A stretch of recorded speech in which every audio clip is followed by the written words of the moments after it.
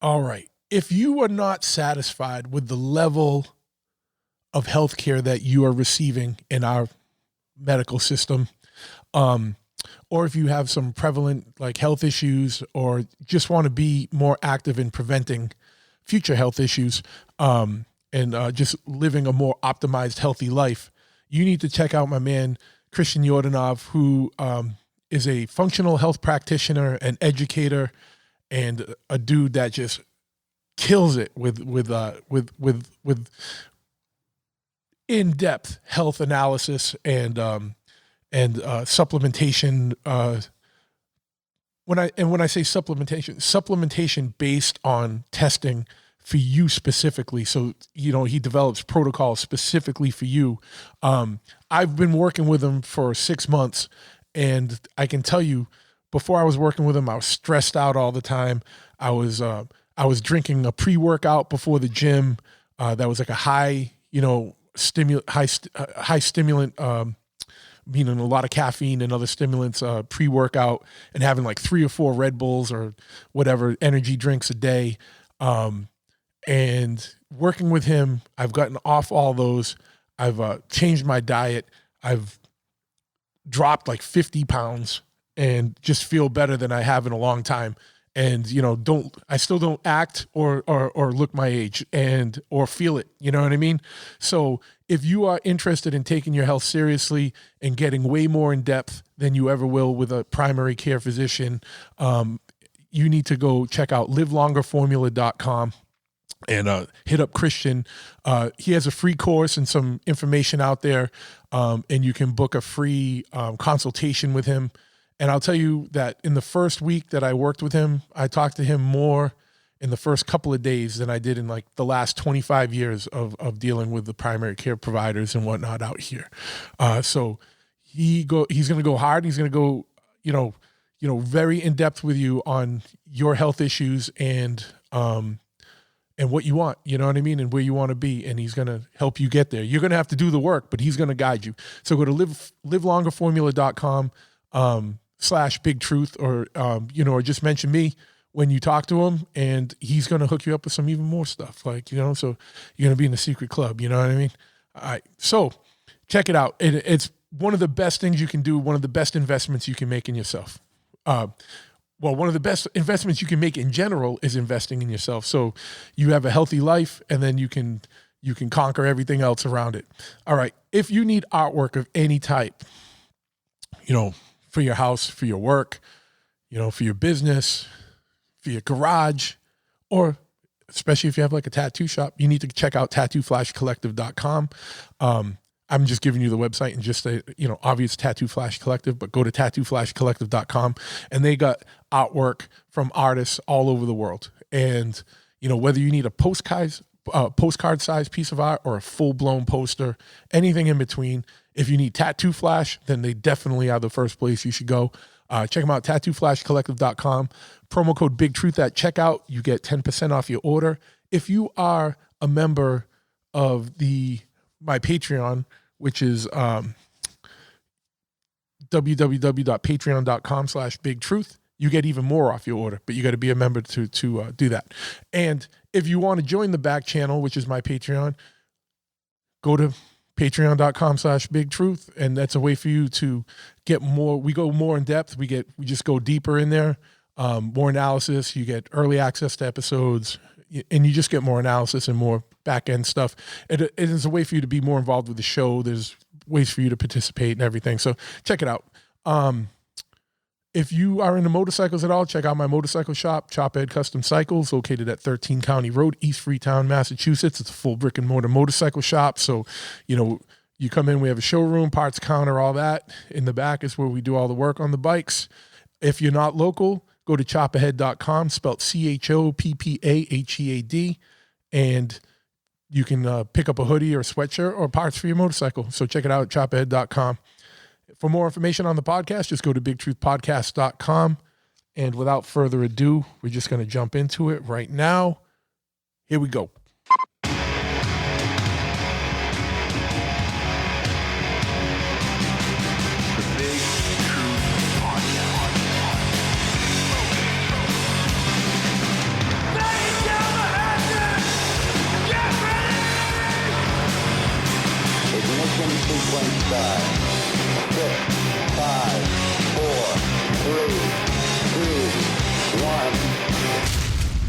We have a liftoff. I was trying to go to full 4K, but it fucking wants me to upgrade and all this bullshit. These fucking platforms, dude, they're essential, but then every time you want to you click on one thing, it's like, oh, you can do that, but you got to upgrade and blah, blah, blah. You know how it goes. How they get you. Everything's a subscription now. Nothing is, you just buy it and own it anymore. It's like, and then once they have the subscription, they're like, essential features are a thing that you got to add on or upgrade to the ultra premium, blah, blah, blah. The pay window stuff. It's like, hey, you can get so much more. Like you can get X-ray vision if you subscribe. If you subscribe, yeah. Or it's like, I know you're here as a free subscriber, but here's a teaser of everything you'd get if you pay to subscribe. And then when you pay to subscribe, it's like, all right, now that you're a paid subscriber, you have this, this, and this, but look at all this awesome stuff you have if you upgrade to premium, ultra pro, blah, blah, blah. You know what I mean? Yeah. But I'm falling victim to some of that because I find that I'm needing that with podcast and video stuff, man. I'm like, God damn, dude. It used to be you could just buy Adobe Premiere or whatever and just be able to work on stuff. And now it's like you can't buy it anymore. You have to subscribe, and then you get stuck in that loophole of like having to constantly upgrade to keep up with everything. But it is what it is. That's how they get you. And get you. And without further ado, I want to thank you all for tuning into this episode of the Big Truth Podcast. Even though we just kind of started, sorry, man, I was rambling. I'm here with my brother Ray Chaos, who you probably know. If you're into metal or hardcore or punk rock, then you know Full Blown Chaos or Brick by Brick, upstate legendary status here. Ray, what's happening, my brother? What's going on? Living, breathing every day. Love it. That's what we do. Just hanging out. Waiting for the warmth to set in. It's supposed to get supposed to be 60 something degrees tomorrow after it was snowing last week. So yeah, I'm ready. I'm ready. I know you guys are no stranger to this, but we got dumped on. We got 38 inches. So even though right now it's 50 degrees out, there is still snowdrift piles taller than me all over the place because it can't melt. Now everything's muddy and everything's just a mess, dude. That's just the Northeast bullshit that we deal with, right? Oh yeah, for real, yeah. And so we're just gonna start off with this. This snow was different. Yeah, this snow was different. This snow was different this year. I know. I don't know. That's just my thought on it. I don't know, I know you guys are on a different, get a little different weather stream than us, but we've had it pretty mild the last couple of years. So I feel like we've got all the last 4 years of snowfall all fell in the last 2 weeks here. You know what I mean? Yeah. Did you guys get hammered just too? hit you all at once. Yeah. Did you guys get hammered too? We got about a foot on this last one. Oh, okay. Yeah. So, yeah. but before that, we got hit. I was helping my neighbors shovel snow off their roofs. Yeah. Just so it didn't collapse or anything. The roof, a lot of the old, it's crazy. Just trying to get out. I had to abandon my Jeep and then go find it a couple of days later once the plows had their way and everything. It was too much. It definitely gave me the incentive to I might have to start snowbirding. Yeah. For real. I know. I feel like the older we get that actually, we used to make fun of that, but now it's that's. Because right now, everybody that's in Arizona and California or wherever around the world where it's nice and warm, just laughing at us, being like, "You idiots! Why are you dealing with that?" But it is what it is. All right, so we're gonna start this off with a poll. What do people prefer? Because we're both on the same keeping our beards but letting them go gray by the day, grayer by the day. Plan. Do you prefer the no mustache or Ray's with a mustache? You look more like a old school I get made fun of either Amish or Abe Lincoln, and you have like a dwarven warrior look there, you know what I mean? Just I get the dwarven or the sea captain. I get a lot. You know, it's I had a kid stop dead in her tracks with her family walking past the bar the other day and just looking at me.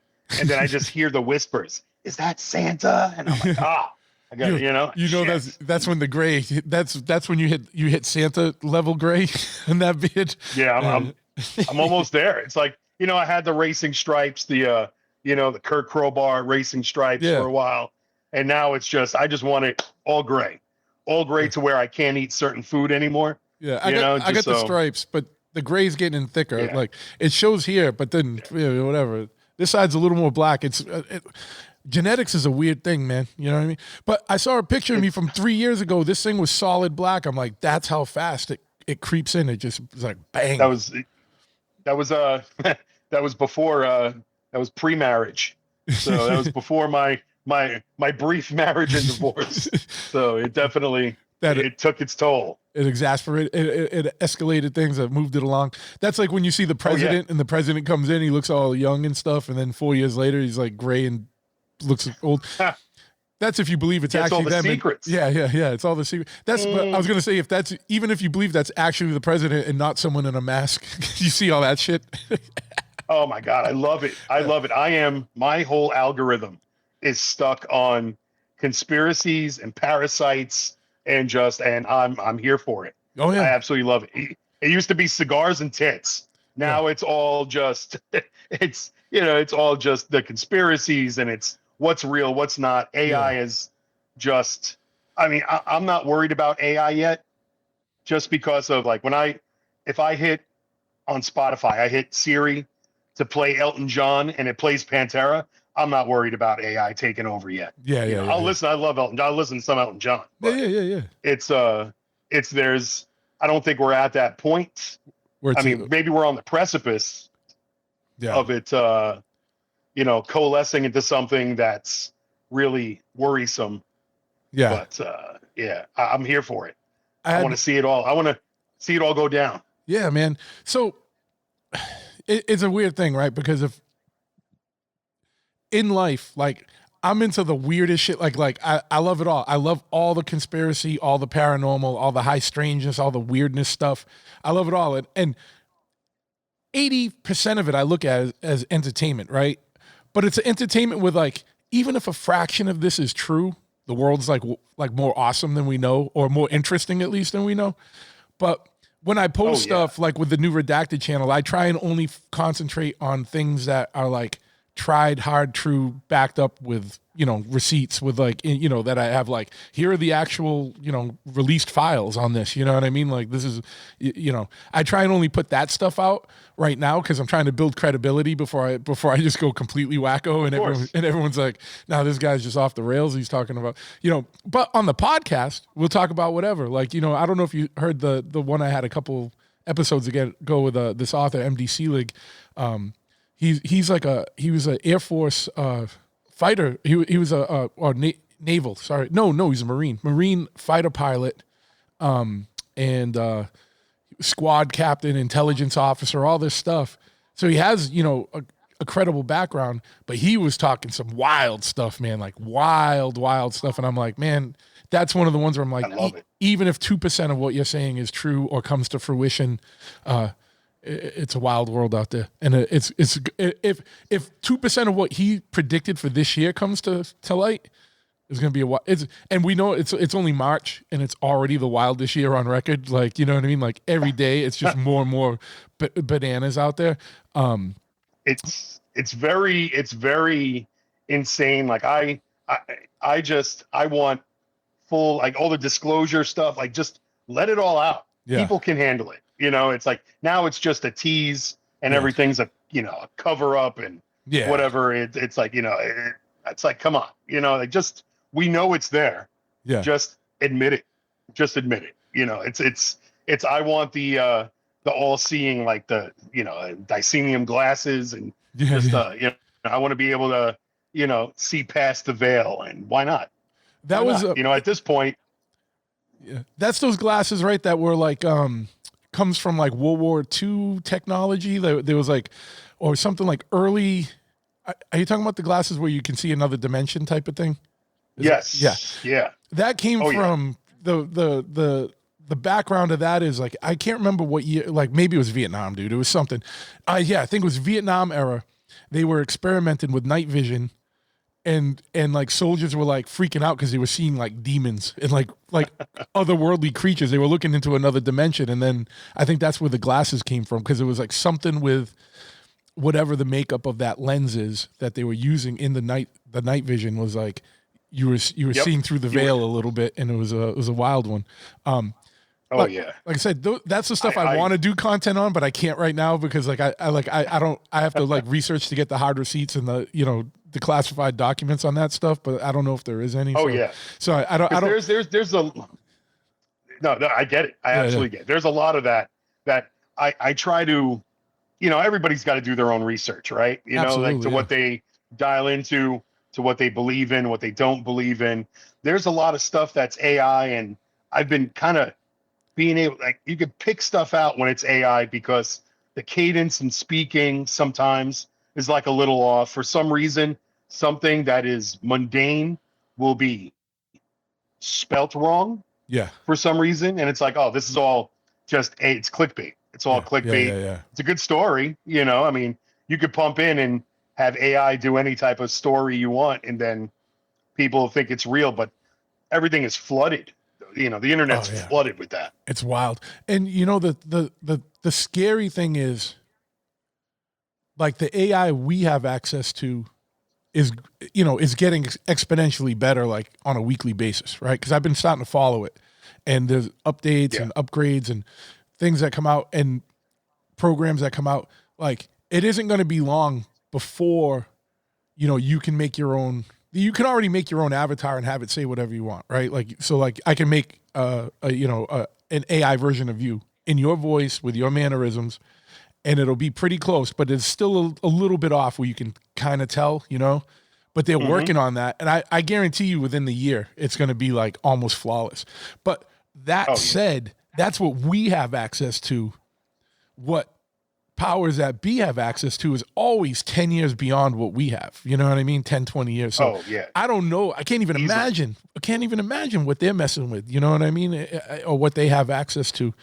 It's gonna add a level of like, you know, privacy, you know, like settings to everything, just because of how you're going to prove that's you. How you going to prove it's you if it's online? You know, like, we need like, you know, any type of authenticity and this and that. It's like everything's going to have to be, you know, watermarked somehow, you know, and just, you know, it's we're already in deep shit with all the Real ID and everything else. Oh, dude, that's the series I'm on right now for Redacted. I started with the school photos. I'm going to get into the cars, and then I'm going to get into the just to set the stage, and then I'm getting into the heavy hitters with the digital ID and digital currency. Because that scares me.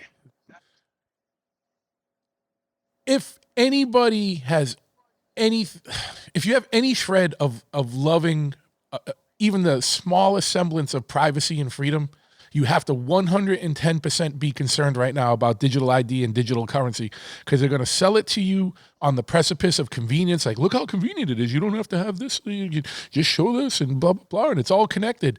But if it gets tied into a social credit score, which, let's face reality, it probably will, maybe not in our life, but your kid's life or your grandkid's life.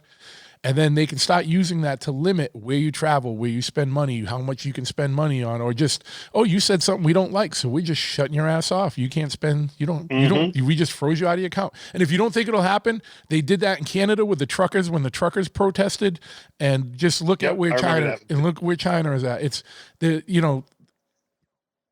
Yeah, all the convoy. I remember watching that, and just, you know. And they just froze all their bank accounts. It's crazy. And that's Yeah, that's Canada, man. Like, which is like, you know, like known for, you know, being, you know, sort of like us. You know what I mean? They have a little less codified freedoms. You know, with we get the First and Second Amendment, what's left of them, but you know, and stuff like that. But you know, they're free. You know, Western society. You know what I mean? And they did it there. So like that does, you know, like you don't have to use obscure references from crazy commie countries like China. Like you can, which you know, is the path we're on, but under the guise of still having some kind of democracy and freedom. But whatever. That Yeah. We get into all that thing, but yeah, it's wild times. But people, like, do your research. If you only research one or two things, just start looking into those things and support local businesses. Spend cash, not credit, not debit. Take money out of the bank if you gotta.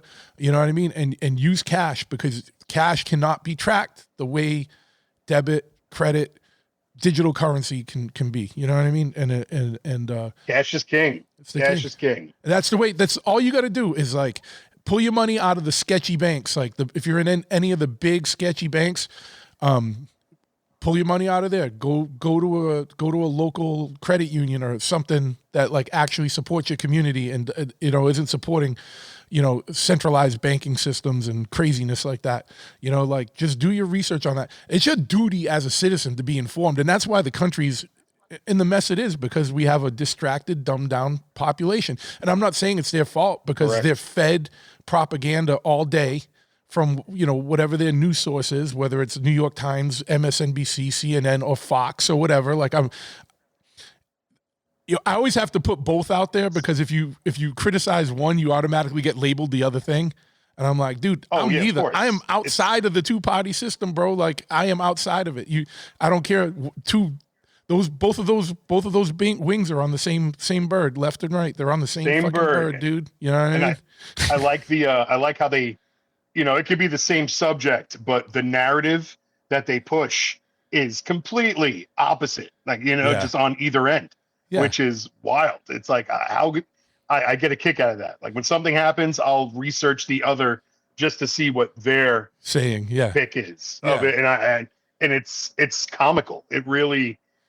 Just it's unfortunate, because we've become a country of convenience. Yeah. And once that convenience, and people are gonna, they're gonna give everything for that convenience, because they don't want to struggle.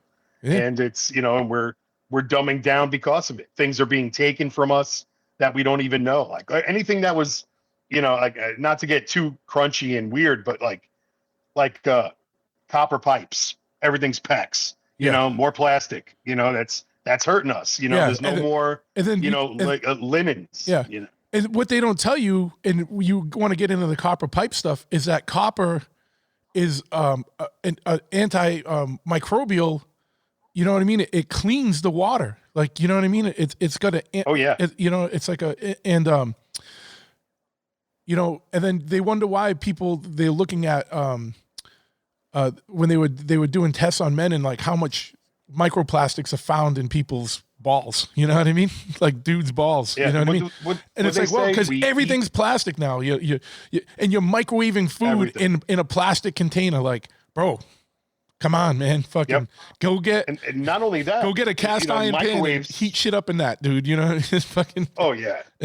Plus, and how it rearranges on a molecular level. Yeah. The food to where, like, it's harder to digest and process. And it's like, I mean, I'm still going to eat it that way. It's like my leftovers are going right in the microwave because of the convenience. Yeah. It's like I don't always have the time to.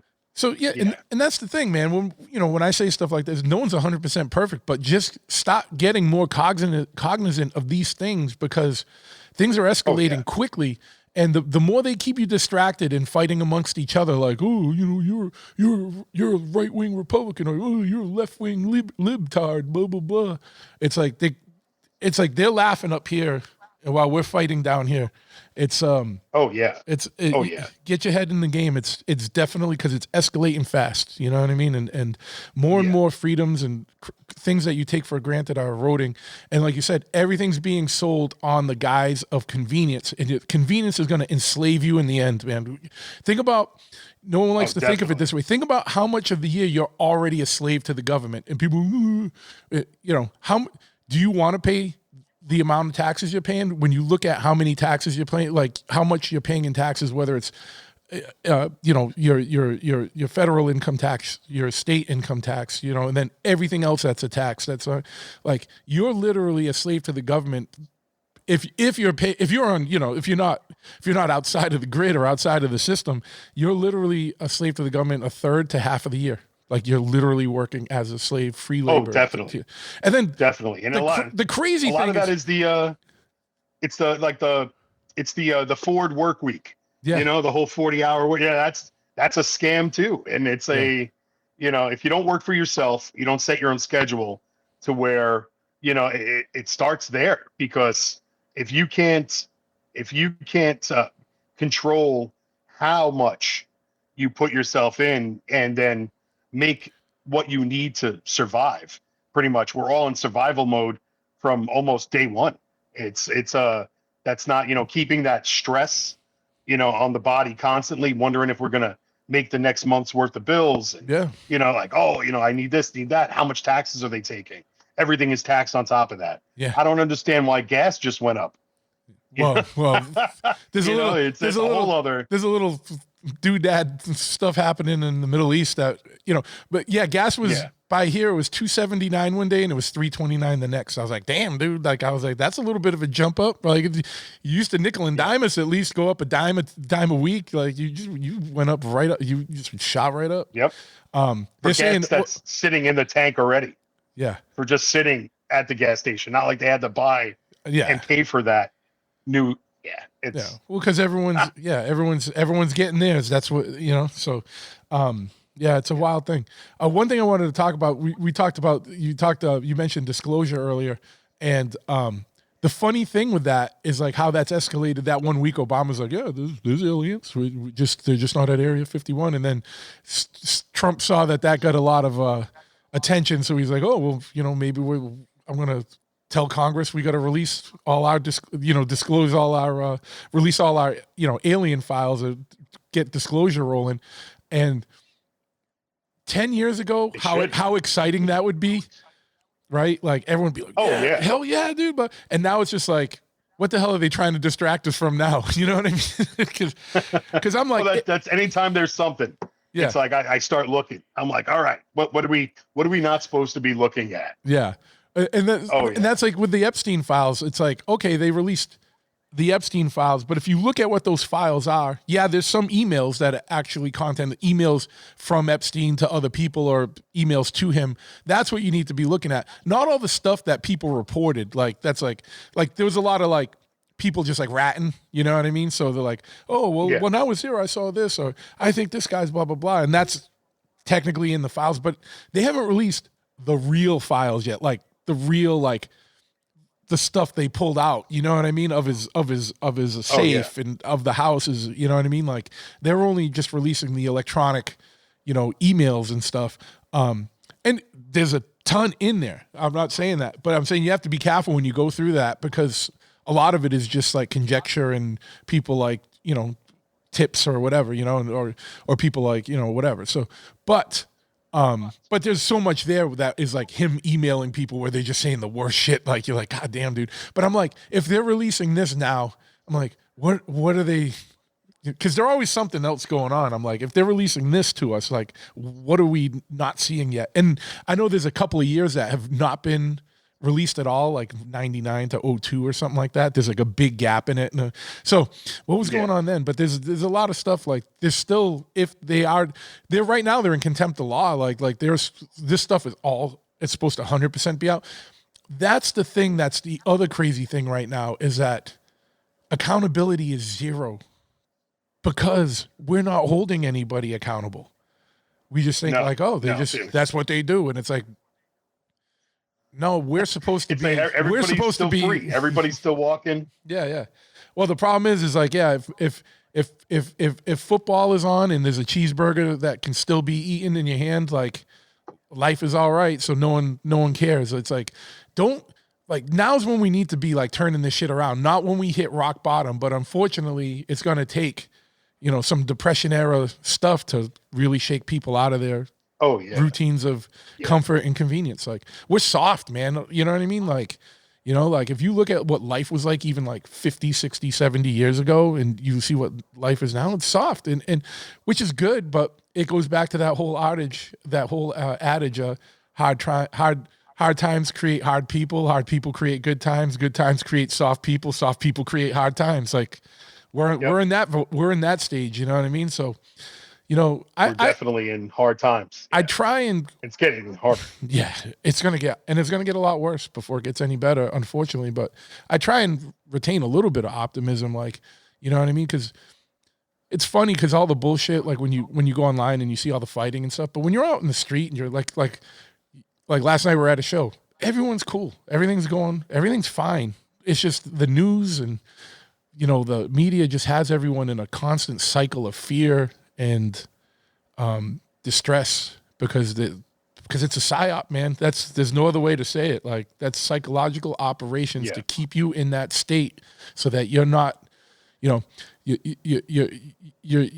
nervous systems are like engaged, like you're not thinking, like you're just reacting, and it's wild. It's a fucking wild world. I agree. No, I absolutely agree. It's like there's a lot of stuff that, you know, it's like you said, you know, I can't push it enough for people to, you know, do their own homework and just do their own research, you know, like without going down the rabbit hole to where it stops your way of life, you know, because you still have to thrive. You still have to, bills are not going anywhere, you know, like you still got to eat, you still got to take care of your kids. You still got to, you know, you still have to function, you know, as much as, you know, humanly possible, but, you know, don't be a schnook either. You know, it's, you know, and like minds, you know, also is, you know, congregating with people with similar values, you know, and even if they're not on the same page of learning things that, you know, school them, you know, like if they're open to, you know, knowledge, you know, hey, that's, you know, that's a love language right there. You know, it's like, I want to learn as much as possible. And I try to never stop learning just for that reason, not only just to push myself into a, you know, into a more aware person of, you know, my surroundings and what's happening in country, out of, you know, abroad, out of the country, you know, like what are we not seeing, but also, you know, just to be a good human, just so I can live my life better. Yeah, man. Because who wants to live in fear? Like the whole fear mongering thing just definitely, you know, I'll tell you what, the one thing that all of this uproar and upheaval with the way the government is right now, it's going to spawn so much great music. And I hope so, you know, because it's, you know, like a whole, you know, like we need a full on like punk revival for what, you know, punk rock, what we used to, you know, not what you see now, you know, like, you know, like just, it's, you know, I mean, some are getting it, but others it's not this, it's a lifestyle. It's a way that, you know, you carry yourself. It's the extreme of anything, you know, so, you know, that's what hardcore is. It's supposed to be the extreme of, you know, whatever it is. And it's not there anymore. It's not there. Hopefully it puts people that into a position to where they're not afraid. They're not afraid, and they're not afraid to speak up. Well, I share, or I would like to share your optimism on that, but everything we lived through from 2020 to 2025, I was like, all right, man, people are going to be on board and fired up. And they were like, get the jab. I was like, what? What? Like, I'm like, crust punks. I'm like, dude, you are cheerleading for Pfizer right now? What the hell are you doing, dude? Like, dude, and I get it. I get that people are trying to come from a point of compassion, like, hey, let's do this for the greater good. But I'm like, you're not looking deep. You're not looking deep enough, dude. Like, do you think a pharmaceutical company really has your health, you know, as its like highest intention, right? Because if you're healthy and you're pulled out of the healthcare system, you are no longer a customer. They want repeat customers. And if you think Pfizer and Moderna and all these people are doing this stuff out of any sort of benevolence, one, go just look at the profit margins on everything. Oh, yeah. But two, look at their history of lawsuits and past history of just releasing stuff they know is dangerous because this is their model. All right, we're developing this new drug and we're going to test it. And we're going to have third-party testing, but they can choose who the third-party tester is. So we won't even talk about how corrupt that is, right? But then we'll talk about They get it and they're like, oh, well, it's, there's already sketchy data. But here's the thing. They put 5 billion into developing the drug, and they spend $2 billion on researching it and getting it pushed through and whatever. And then they spend $3 billion on marketing it. So we're at 10 billion, right? Every drug they develop, they put money aside for the lawsuits. So they put 10 billion into developing a drug. They make $20 billion in sales. All right. So they got 10 billion in profit. They got money to pay off people and still make money. Oh yeah. It's insanity. And that is the model. Like, you don't have to take my word for it. Take that little tidbit and start Googling or use fucking Chat GPT or whatever it is you got to do. But look at that, because that is their model, tried and true and tested. Like, they build that into everything they do, and they know they've literally, I think it was Pfizer has got some of the biggest lawsuits in history that were judged against them. Like, so it wasn't like just brought up and dismissed or whatever. Like, no, they got ruled against. Like, you guys did this sketchy ass shit. They're not your friend, No, and I'm not saying don't trust. And I'm not anti-vaccine. I'm not anti-medication. I'm like, when there's stuff that you need whatever. Like, you know what I mean? But you got to watch what you put into yourself. Oh, sorry. Yeah. They don't have the track record of. They don't have the track record of being the efficacy of their products. It's like, what have they cured? And not only that, it's what do they own 90% of the rennet, in the country. Yeah. So it's like they control 90% of what cheese is made. So no matter what, they could put whatever they want into stuff, and it's, and that's a fact. That's I looked that one up. I definitely, I mean, but it's another rabbit hole. That's the problem. So many rabbit holes. we talked about 400 things that lead to 2,000 rabbit holes. That's the other problem with everything. And then when you start trying to connect it all, you're like, this is so massive, and we are being assaulted on so many fronts every second of the day. Oh yeah. And so but it goes back to what you said. Yeah. You got to break yourself out of it. You need to know it because you need to know what's going on, but you can't let it consume you and take over your life. You have to get out there, because when you go outside, I mean, right now it sucks, but like spring comes, flowers smell good, like pet your dog, like go see your homies, like go to a show. Everything's good, you know what I mean? But understand that can all go if you don't stand up for it, you know what I mean? Like, because I feel like 100%. We're at a crossroads, man. We're all at a crossroads where like people are gonna have to start getting. You don't have a choice. You don't have the luxury of being distracted and dumbed down anymore. Because if you are, then pretty much, just kiss it all goodbye. Oh yeah. Oh yeah. It's there's the I'm concerned about going abroad. Like once. Brick by Brick's going to be going over to Europe again at the end of July, and we're going to be out there for a couple of weeks. And I'm concerned about going to the UK because you have to look at your social media, and you got to look at it. I'm like, my search history is so wild. Yeah. It's like, well, I guess I live here now. They're gonna, no, you won't. Beans on toast. They're literally, and you don't believe me on it, look it up. They're putting people in jail for speaking out against things. So they're going to look up this podcast and be like, they're going to be like, nah, dude, you're going to jail. They're going to look at your search history. They're like, midget spaghetti wrestling. And then also, I don't know. There's so much going on there. I was trying to think of some deep conspiracy stuff, but it's like I'm like all fired on every cylinder right now. But like Council of Foreign Relations and then midget spaghetti wrestling. And that's what makes the world a beautiful place. It would be cool.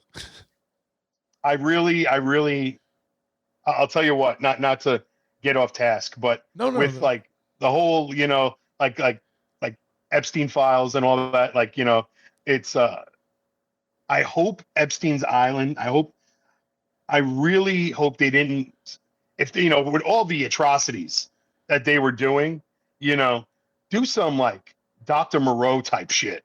At least, you know, that would be at least give it a drop of entertainment value, you know, because I mean, all we're seeing from that is just how awful the human condition is, and just like with all the, you know, the stuff human trafficking, the stuff they did to children and everything else, and just like all their rituals and this and that. Like, have you tried, you know, are there any, I'm sure there's islands out there that are straight up Dr. Moreau, like they were just doing all kinds of crossbreeding and this and that, you know. Well, I wonder if there was any of that. Well, that's Zorro Ranch, bro. That's what was going on at his New Mexico property. Like, they haven't even talked about that yet. They're only talking about the island property. Like, he had more, dude. Like, you know what I mean? And that's where all the genetic stuff was. I can't understand how one guy was involved in so much wild shit. Like, who's got the time? Like, you know what I mean? Like, you know, like, everything, dude. Like every world event, you know? He was involved in crypto stuff. He was involved in all this genetic stuff. He's involved in, you know, like all these psyops, all this crazy stuff, man. I'm like, how's one guy, you know, obviously, you know, we'll never get to the bottom of it all, but like, it's just insanity. Like how one guy just, you know, rose into all this stuff. And I mean, there's a lot of people that do like deep breakdowns on that. And yeah. Oh yeah. That's the one thing. It's like you get a group of people that want to be as nefarious as possible, and you know, like, and that's what birthed that. You know, it's like, but then you can get a group of people that want to do just as good, and they all get fucking murked. You know, it's like they find a way, like, you know, because the bad guys want to make money off of that. Yep. And once they can't, you lose your value. Oh, and absolutely. No.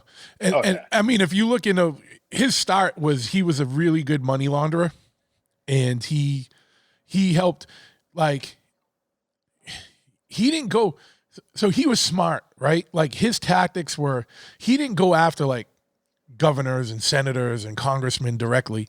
He went at like the donor class. That's who he was rolling with. The people that bankroll all these, because if you're doing the money laundering for the people that are bankrolling Congress, you got them guys and Congress on your side. You know what I mean? Like under your thumb, because you're controlling that money. You know what I mean? Like he was rolling with what they call the donor class, and that's how he got so massive and had such a big realm of influence, because he was the dude. He was laundering the money for the people that bankroll every insidious fucking thing that you can think of. You know what I mean? Like, oh yeah, you know. But I just want to know about alien shit. That's what I've been on board for. I want aliens, demons. I see past the veil. I don't want them to see me.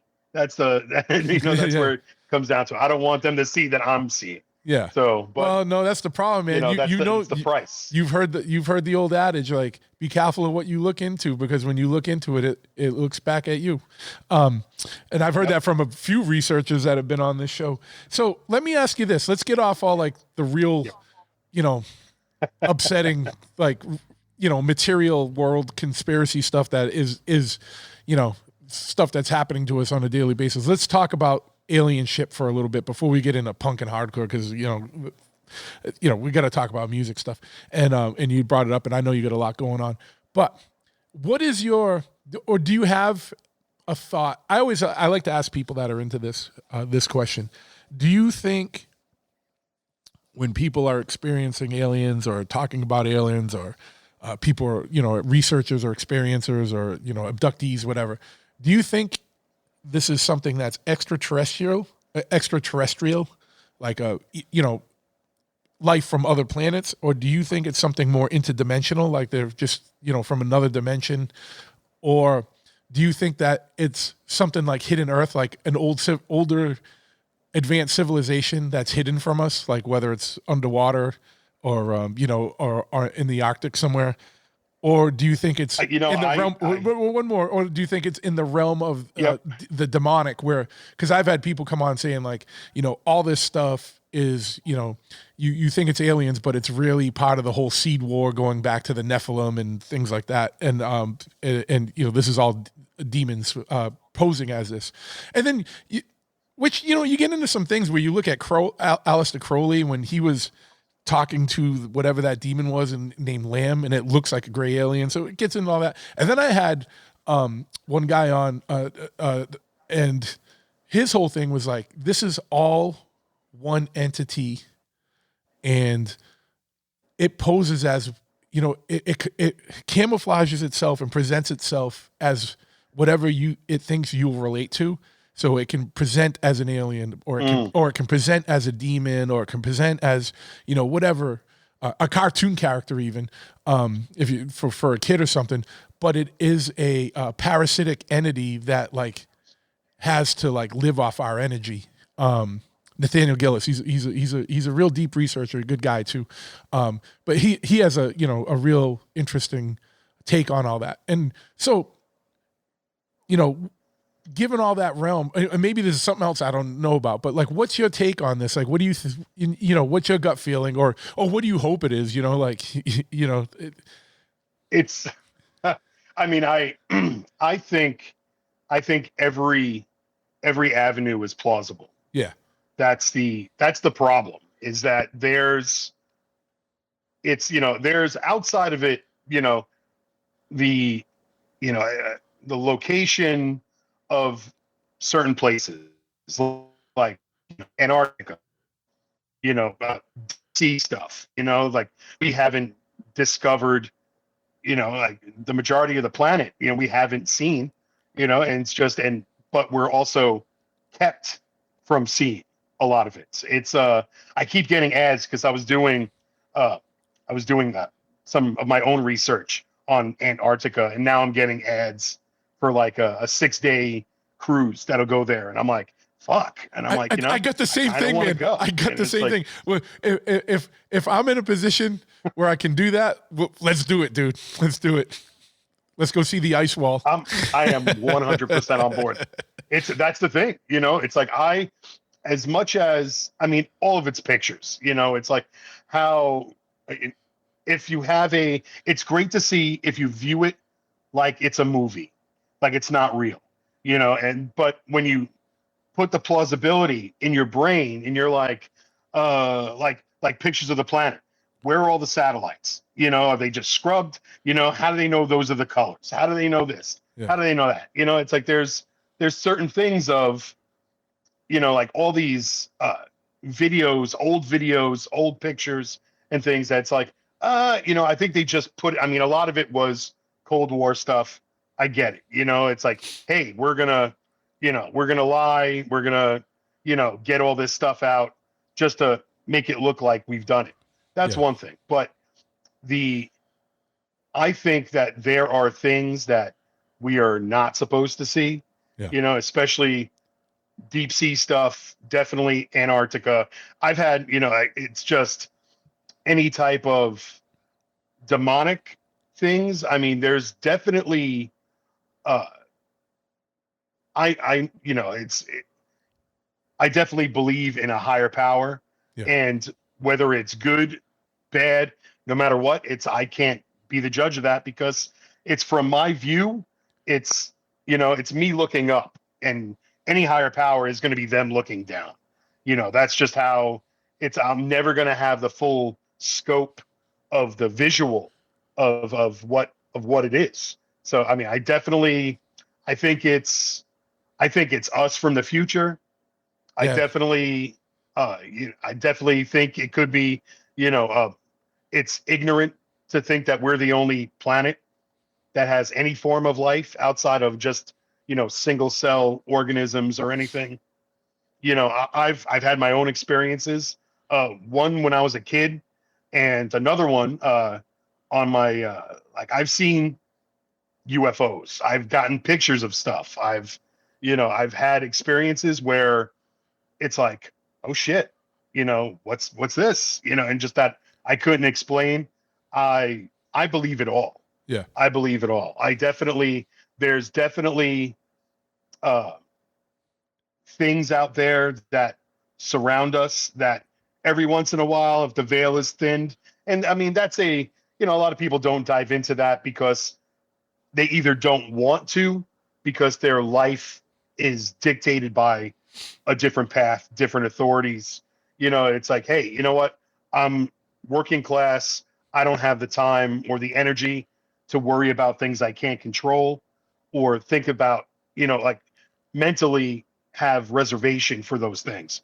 And I get that, but then you get jerks like me that don't sleep and just, and deep dive and have all these, crazy thoughts. And it's like, they're coming up with all these things now. And there's a lot of plausible actions to where aliens, I mean, sky people, almost every, indigenous, tribe or, they've all seen something and they all have called them, around that type of, every type of Indian, Inuit, Aztec, it doesn't matter, Mayan, everybody, even though, I don't think they built that stuff. I think they just incorporated. I think it could have been, I think that we are there's constantly resets and something catastrophic happens and there's a reset and then there's another reset. And we just find a lot of these things and we make them our own. And it's like with, just with, what is it? I keep getting all these weird on my algorithm. There's UFOs that are built around because like crashed vessels that are so big stuff had to be built around it. And it's like, who knows what technology, reverse engineering, this, that, it's of course there's stuff, to the jumps in technology they can't just dictate the spark of intelligence. It has to be something that is found and reversed or something that was given. And a lot of that, and anything that's given has no value. And that's a lot of it too, is that, we haven't earned it, a lot of the technology either. We haven't learned to respect it. So with going back to like aliens and just, I think all of the above. Yeah. I think all of the above. I mean, it's not like a district, like to where it's like, you get like what was that movie? Like you get a big, like V, something. I mean, I'm dating myself here, but that was like one of my favorites. Like as a kid, just, like, oh, aliens are looking for help and they need to, like need somewhere to live and like people are against it. People are for it. You could take that situation out of it being an off-planet alien and put it with an alien, people from another country. And we do that now, we are not kind to each other to where, why would anybody want to come here? Yeah. If not to, for our resources, and so I definitely think, wood, where else in the universe do we know that has wood?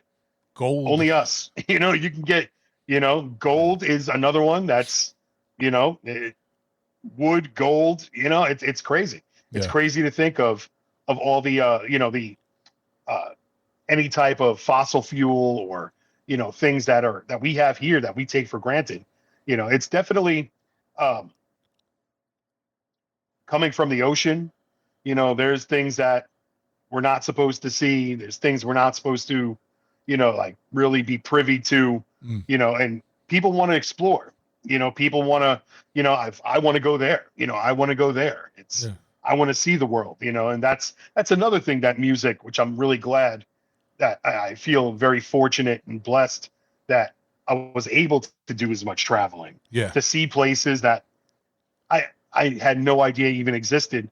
And, and a lot of, all my ventures and, it's like, I get lost all the time. I've showed up to shows late because, just kind of like, I need to see what this is. I need to see what this is. It's like, I need to, bone churches and all kinds of crazy stuff and everything. And a lot of these things were built, but for what purpose? It's and it's hard to not think about it not coming from some form of technologically advanced entity.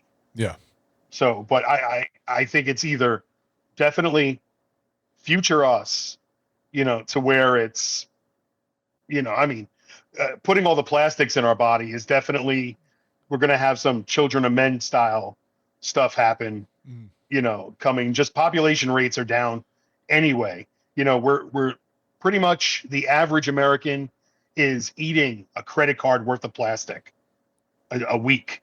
So you figure, and there's, microplastics in rainwater that goes into our aquifers, that goes into anything, that goes into food, that goes into crops. Yeah. It's hard to escape it all, man. It's wild. Yeah. And it all ties into something else too. It's hard to stay on task. Yeah. No, it's wild, man. This is open, free form, long form conversation, man. What I'd say, this is me and you in the van driving, to the next gig, and this is the dumb shit we'd be talking about in between, This is exactly like it's funny because it's when we're in the van, like I almost wait now. I sit there and I watch, and like they're, like Mike will be looking at me like, oh, what am I going to say now? What kind of crazy thing am I going to bring up? Yeah. Oh yeah. I love it. It's yes, a lot of it is based on fiction, but to think that it's not is even more exciting and entertaining.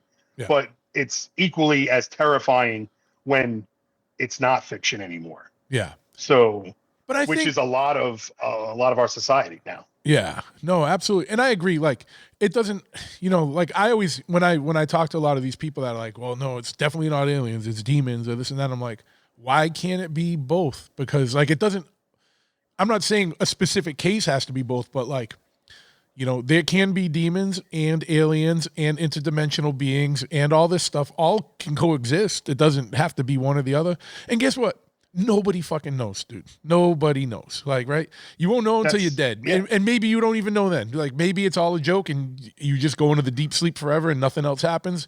You don't know. That's the beauty of everything. So it's like, if you don't know, you should try and get out of your normal routines and live like, like you don't know. So like, it might be awesome when you die. It might just be the forever dirt nap.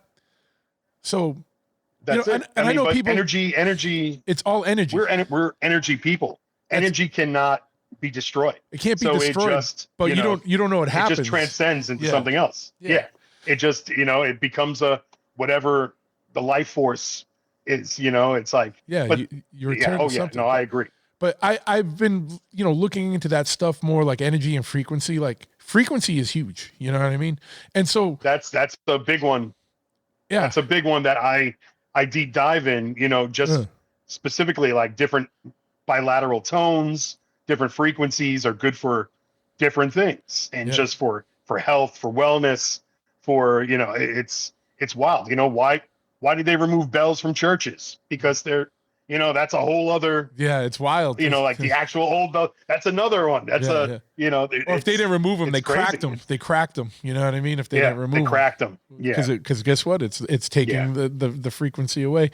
But yeah, man, and all that stuff is wild. And the world, when you stop getting stuck into the day-to-day mire and the day-to-day shit they're just ramming down your throat, like there's still a lot of cool shit out there. And that's the thing. Like this is my little crunchy moment.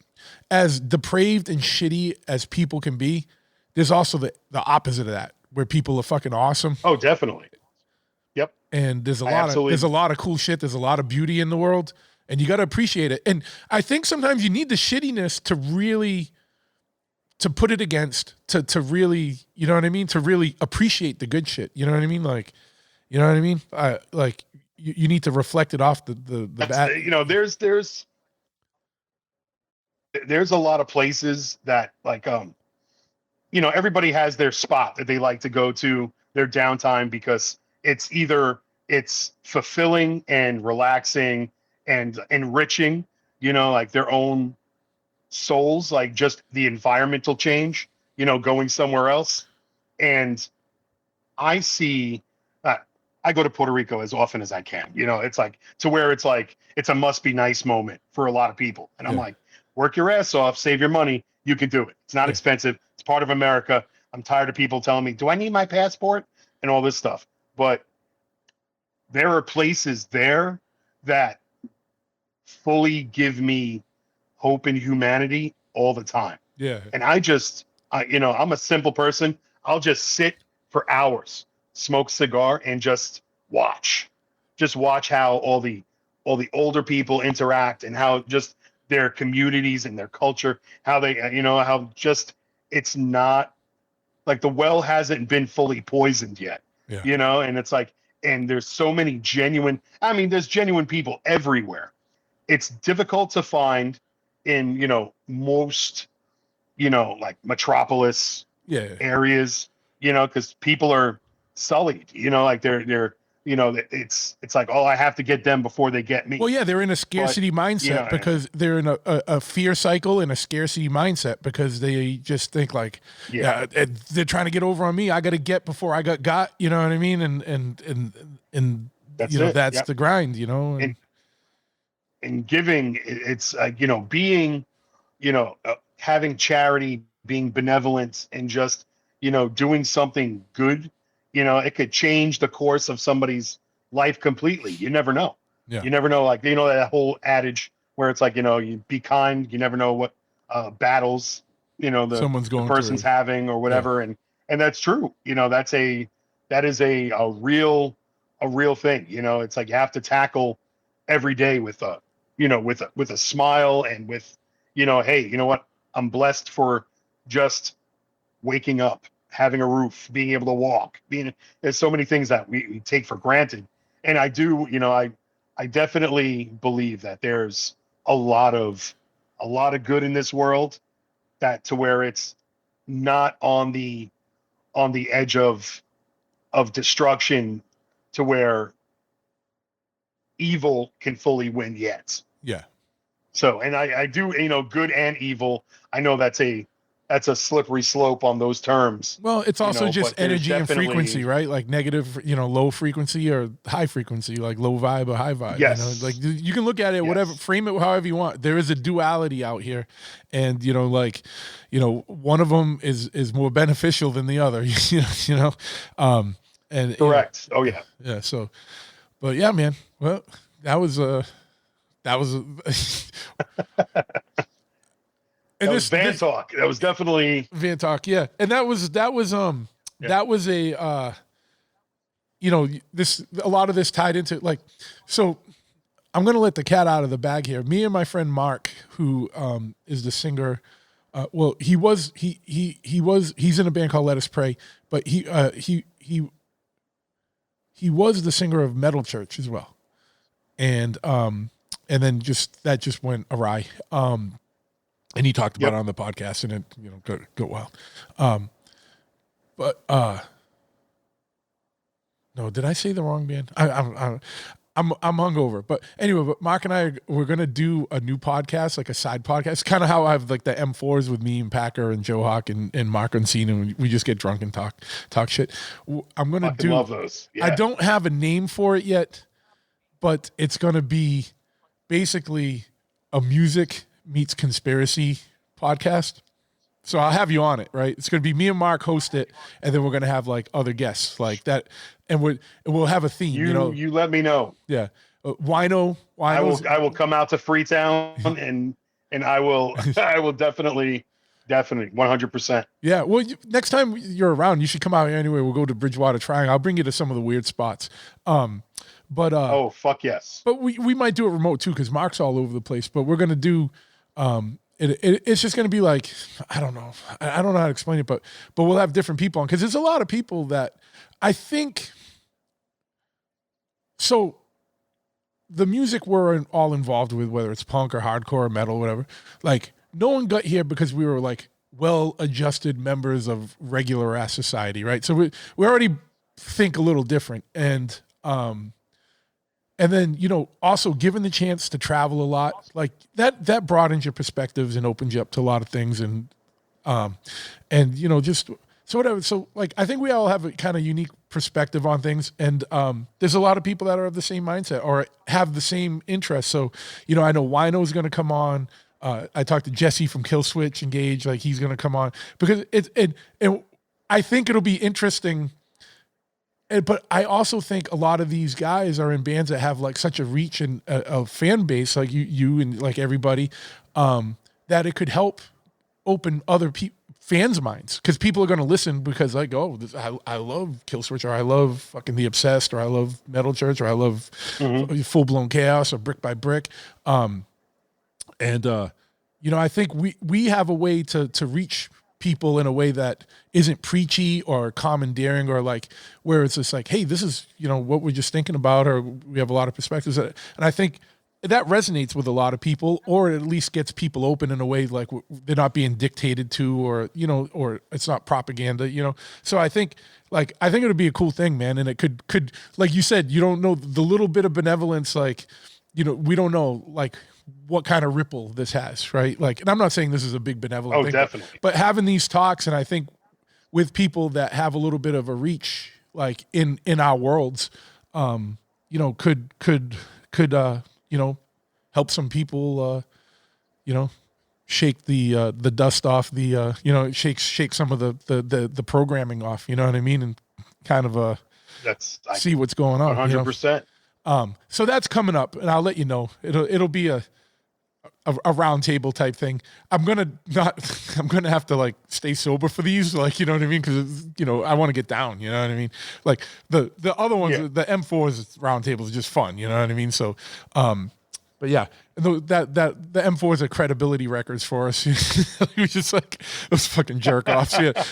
But I love it, you know what I mean? But and everyone loves those, so it's fun. You can't be serious, and you got to still have fun in life, right? And so like we'll mix it up. But yeah, I'll let you know when 100%. We're doing those. Awesome. But yeah, so let's talk music, man. Like you're a veteran of like the hardcore metal scenes and stuff. Like tell people, people who don't, people who are fans but don't know you, like, how did you even find your way into all this, and like what got you into this, these subcultures, and how did that emerge? I've always loved music, was always surrounded by music. My mom used to take me, so I grew up in Brighton Beach, Coney Island area, and my mom's cousin, my second cousin, is he just recently passed, Neil Sedaka. So he was in the Tolkiens, he did all these, like, Calendar Girl, Happy Birthday, Sweet 16, all these songs, Laughter in the Rain, all this stuff. Yeah, and when he would big. play, yeah, yeah. And when he would play the Luna Park band shell, so, and they normally do like free shows there. I don't even know if it's still there, because that whole area has been super gentrified. But we'd go and watch, and I always loved seeing him perform. Like they'd always have shows there, and it was always free stuff. So we'd go walk down the boardwalk and just, be by the ocean. You're watching a show and everything else, and it was always a great vibe, and I always wanted to do it. I had a music teacher who I was like, I want to do something. I want to sing, want to do something in music. And this teacher, she told my mom that I couldn't hold a note if it had a handle. And ever since then, I was like, fuck you. I'm gonna change it up. But just kept doing music through the years in school. Tried to. I did orchestra for almost 10 years. I literally violin, viola, cello, and did a lot of singing, a lot of chorus.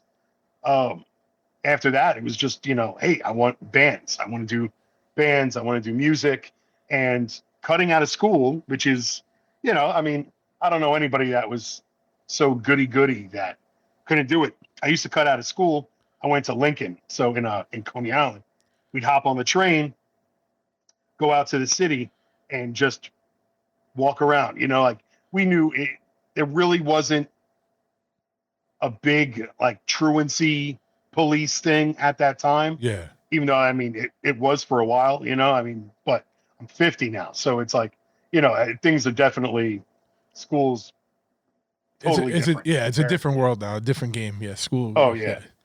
So, but you know, and I remember walking past this one place and the sounds coming out of there. I was like, what the fuck is this? And it was CBGB's, and there were people sound checking in there. And I remember walking in and I was like, whoa, I was like, this is what I want to do. Yeah.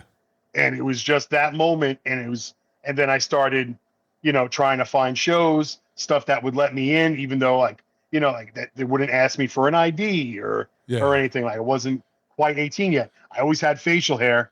So I definitely was able to get into certain places like Bond Street Cafe, Wetlands, you know, would let me in. You know, that's a whole other, you know, dynamic because I had a couple of tattoo artist friends that played in a bunch of punk bands that they all knew Roger. Roger was doing Disasters at the time. He was doing Lady Luck at the time. And, you know, and his wife at the time was bartending, you know, at Wetlands. So no matter what, we always got in. Yeah. So even being young, you know, younger, and we get hosed, you know, we drank and just party. But I'd look for the venues where I knew I wasn't going to get ID'd. You know, L'Amour didn't ID usually. Yeah, I mean, so New York though, like a lot of it was a different in Boston too back then. It was like there was way more. It was way freer, for better or for worse, right? Like there's good and bad parts to that, right? Because it's like anything with freedom it's a double-edged sword, right? Because it comes with a certain amount of accountability and responsibility, but like, yeah, it was like you didn't like things weren't so uptight, you know. It was wild, you know. Like things were just more wild, you know. It was awesome as long as you had that stamp or that wristband. It didn't matter. Yeah, you know, it was like just go in, do whatever, you know, like the Ritz, Roseland, Crazy Country Club, you know, like all these spots were just awesome. You know, they all had their own regulars, their own energy. You know, I think the first show I saw at CB's was Helmet, you know, and like just the Limelight. I saw White Zombie there, you know, like before they were White Zombie, you know, forever ago. And just Tramps, you know, used to do all kinds of crazy shows. There was Fort Hamilton in Brooklyn. Fort Hamilton High School used to do shows all the time, Battle of the Bands, you know, and like Candiria, Indecision, Purge, Backslap, all these, you know, all these great bands that, you know, shut down. They used to play all the time. You know, there's a bunch of spots out in Staten Island. You know, you were a bus or a train away. And at the time, you know, like that's, you know, the whole latchkey, you know, kind of kid thing. It's like, hey, I'm gonna hop on a train and just go. What's the worst that's gonna happen? You know, I was a husky kid. I'm a husky adult. You know, so it's like, hey, you know, they're gonna have to worry about feeding me. I don't got to worry about getting kidnapped. So it was, you know, and so it was one of those things. It was like, all right, you know, but I started by doing that and then just wanting to be in bands and wanting to play. And first show I ever played was at CBGB's, you know, with a super old band. It was terrible, you know, and that was it. And just, you know, name kind it, of dude. You got to name it. Meeting people. You got to name it. You can't. It was Force Fed. Okay. Was the name of the band. So it was, but that was one of, God, there was so many bands. So many just things. And the thing is with that band is that, you know, I did a lot with that band too, even though like we didn't have a label or anything like that. You know, I got to travel. I got to do, you know, which is crazy. Like Jack Koshak, he does Milwaukee Metal Fest. He used to do back in the day. You know, I played there with Force Fed in the 90s. You know, I went down to Texas. They had November to Dismember in 99. Played down there with that band. And, you know, that's where I met, you know, and I was coming up to Albany for shows. But that's where I met all the dudes in Skinless. You know, I met everybody, like the guys that were playing it in Flames then, you know, Anal Cunts and fucking, we all shared the same hotel. And it was fucking wild. Like it was bizarre. And I'm, you know, a lot of those people I'm still friends with almost 30 years later. So it's crazy, but that's through music, you know, it's like the, you know, it just binds everything together. But it's one of those, you know, just going on and going to all these places. And I'm like, well, this is what I want to do. and then just doing other bands. I had Frankie. So my old drummer, Frank Godla, he does Metal Injection. Is his, so they're huge. Like as far as for like pretty much being a platform for music and for heavy music and everything nowadays. And he's still a great musician. He was great from the go. And just and then jumping into other projects and doing things, and and then finding. So I had another band that was based out of it was Brooklyn and Queens. It was like we all used to rehearse in this one space in Rockaway, and Sworn Enemy used to rehearse there. Sworn Enemy, EGH used to work. All these band. My band was 36 Deadly Fists. So we had 2 singers and Full Blown shared studio. So one day the band didn't want to keep moving. Full Blown wanted to, but their singer didn't want to do stuff. And I was like, hey, let's see what we can do. And we switched. Yeah, that's awesome. And we switched. And it's like, I'm not the original singer for Full Blown, but it's like we all had the same values. We all liked the same, I wasn't a punk rock kid, but I loved metal. Yeah. It's like, when I was a kid, it was all, I loved freestyle, just because of, in the area, that was the thing, old school hip hop, freestyle, and Judas Priest. And that was the, and like, I loved Priest. I was like, fuck yes. And it was, and it was all over, it was all over the radio too. Like I, play and record, and just get the cassette tapes, 90-minute max sales, You show somebody a cassette tape these days, they're like, oh, these are those new things that people are coming out with now. And I'm like, no, those are so retro, it's ridiculous. Yeah. It's, but, it was definitely, that was pretty much like the origin story of like, I always wanted to do music. And when they said that I couldn't, and, I'm like, oh, he can't sing and this and that. There's people who still think I can't sing. It's like, I do it's brought you around first. It's brought you around the world, man. It's brought you around the world. 100%. I like, it's funny because, I have a lot of people on that I'm friends with that I know, but it's like, I like to ask questions like that. Like I learned stuff about my friends, when I have this podcast, which is one of the best fringe benefits of it. But I love that everybody's had that moment. Like you stumbled into CBGBs just walking around the city. But as soon as you heard that, you were like, because I said the same thing. What is this? This is it. This is for me. Like I heard Suicidal on the college radio station, the local college radio station and Black Flag and stuff. And I'm like, what is this? But it resonates and hits. And it's a defining moment in your life. There was like life before I heard this. And oh yeah, I just went on a whole new trajectory of life. Like I just switched and like now I'm on this post. Yep, I am on this path now. Like for people that it's like really, like we're still here, like how many decades later, like, and there's a lot of people. I went to a Bane show last night and I saw people I haven't seen in 30 years. Like, you know what I mean? Like, and it's like wild. And it's like still like, that's what I love about this type of music is that it's more, it's corny to say, but it's more than music because we were drawn to it for whatever reason, you know what I mean? But like it like is like an all-consuming thing. Like even when we like try and reject it or whatever, it's like it's still there, you know what I mean? And oh yeah, and I love it, man, because and that's what it's like a tie that binds, you know what I mean? And it's just like, and it altered the course of all our lives. But I think sometimes it's a hard road, but I think for the better, man. Because I see people that are my age, like.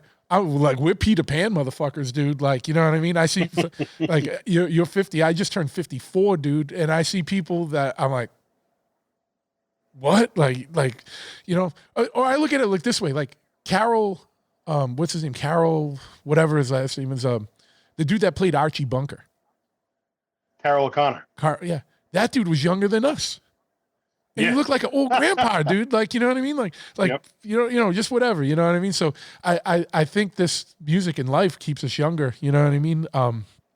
And more vibrant about things. But no, but I long story to tell, it's like everyone has that moment where it's just like it hits and you're like, what the fuck is this? But I know this is for me. Yeah. And it's just, and then it is. And then that's how it goes. And I love that because it's like very, I don't know. I feel like that happens very rarely in life and like doesn't happen to everyone. So it's like one of those things you have to like hold, like cherish, you know what I mean? Because it's fucking cool. I feel there's stuff to where I feel incredibly fortunate that I came across that path. Yeah. Because I mean, anybody could do anything, but not everybody goes the route of musician. And I mean, it gets, it gets shit on a lot because like, I mean, social media's ruined everything, but it's like, they're like, oh, what do you do? This and that. Oh, I'm a doctor. Oh, I'm a lawyer.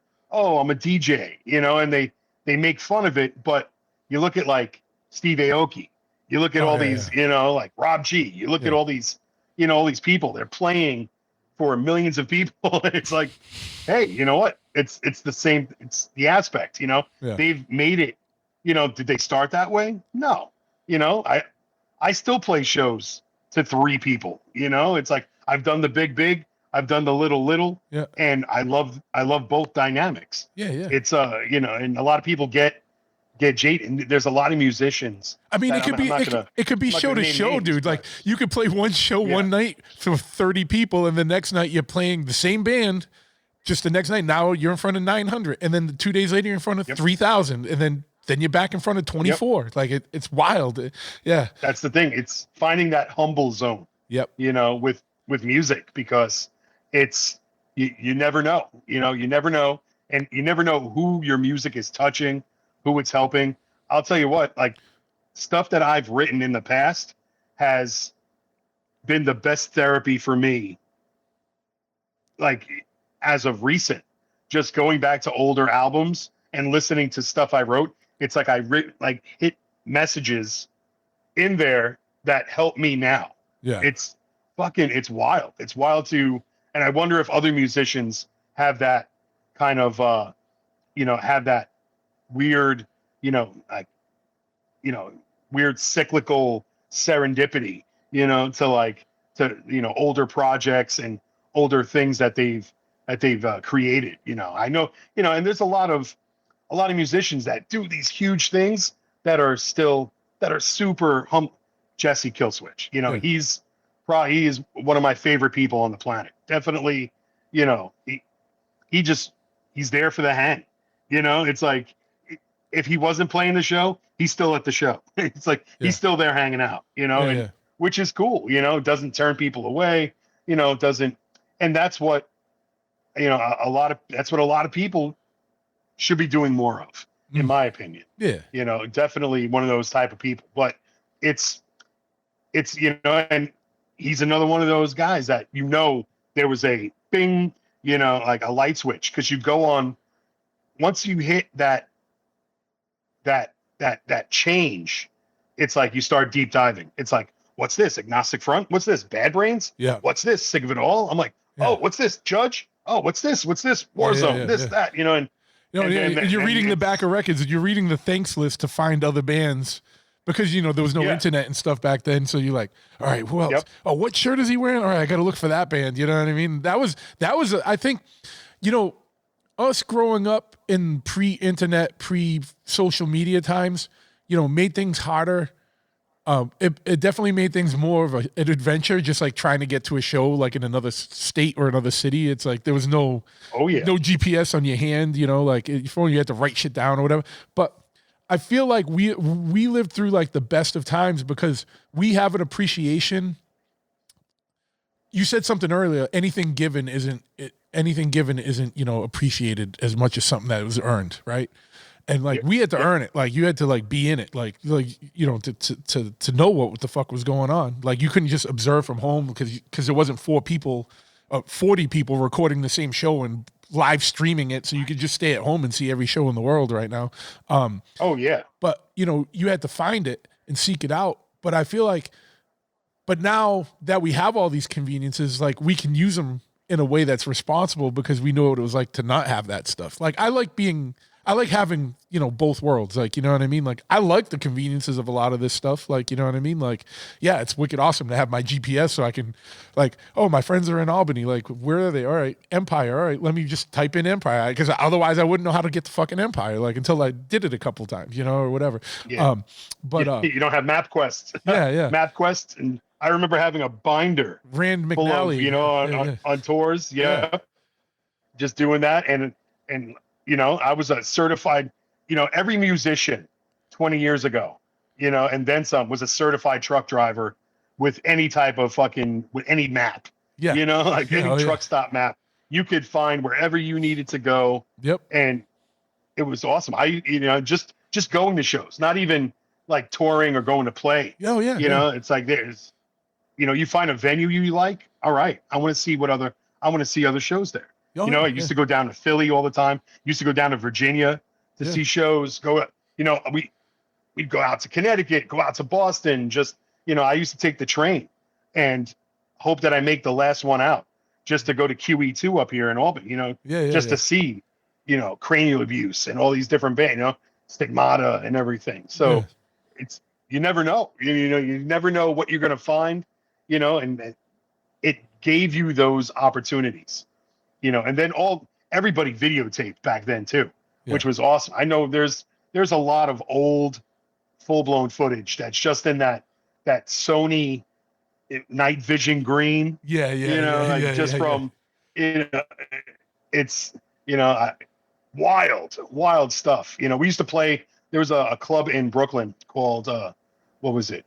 It was oh my God, I'm blanking out on it. Well, either way, it was the Temple. So it was it was the basement of a synagogue. It was called a Temple, and the most violent shows would happen there. And it was just violent, bloody, crazy shows. And it's like, well, it's sacrificial, I guess, for the music. And it's just, you never know. It's, wild places. And that, in a lot of these bigger venues now, they are they're safe spaces, but that was half of the love for a lot of the older places. A lot of the smaller ones, you didn't know what was going to happen. Yeah. What did I see? I saw there was at Coney Island High. I went on my birthday.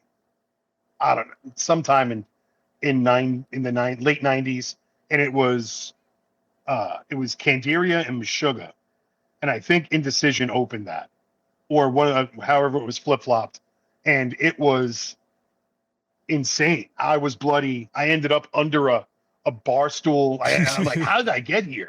And just, it was wild. Yeah. The dudes in Meshuggah, their hair were stuck in the ceiling tiles. They're doing circle whips and all kinds of crazy shit.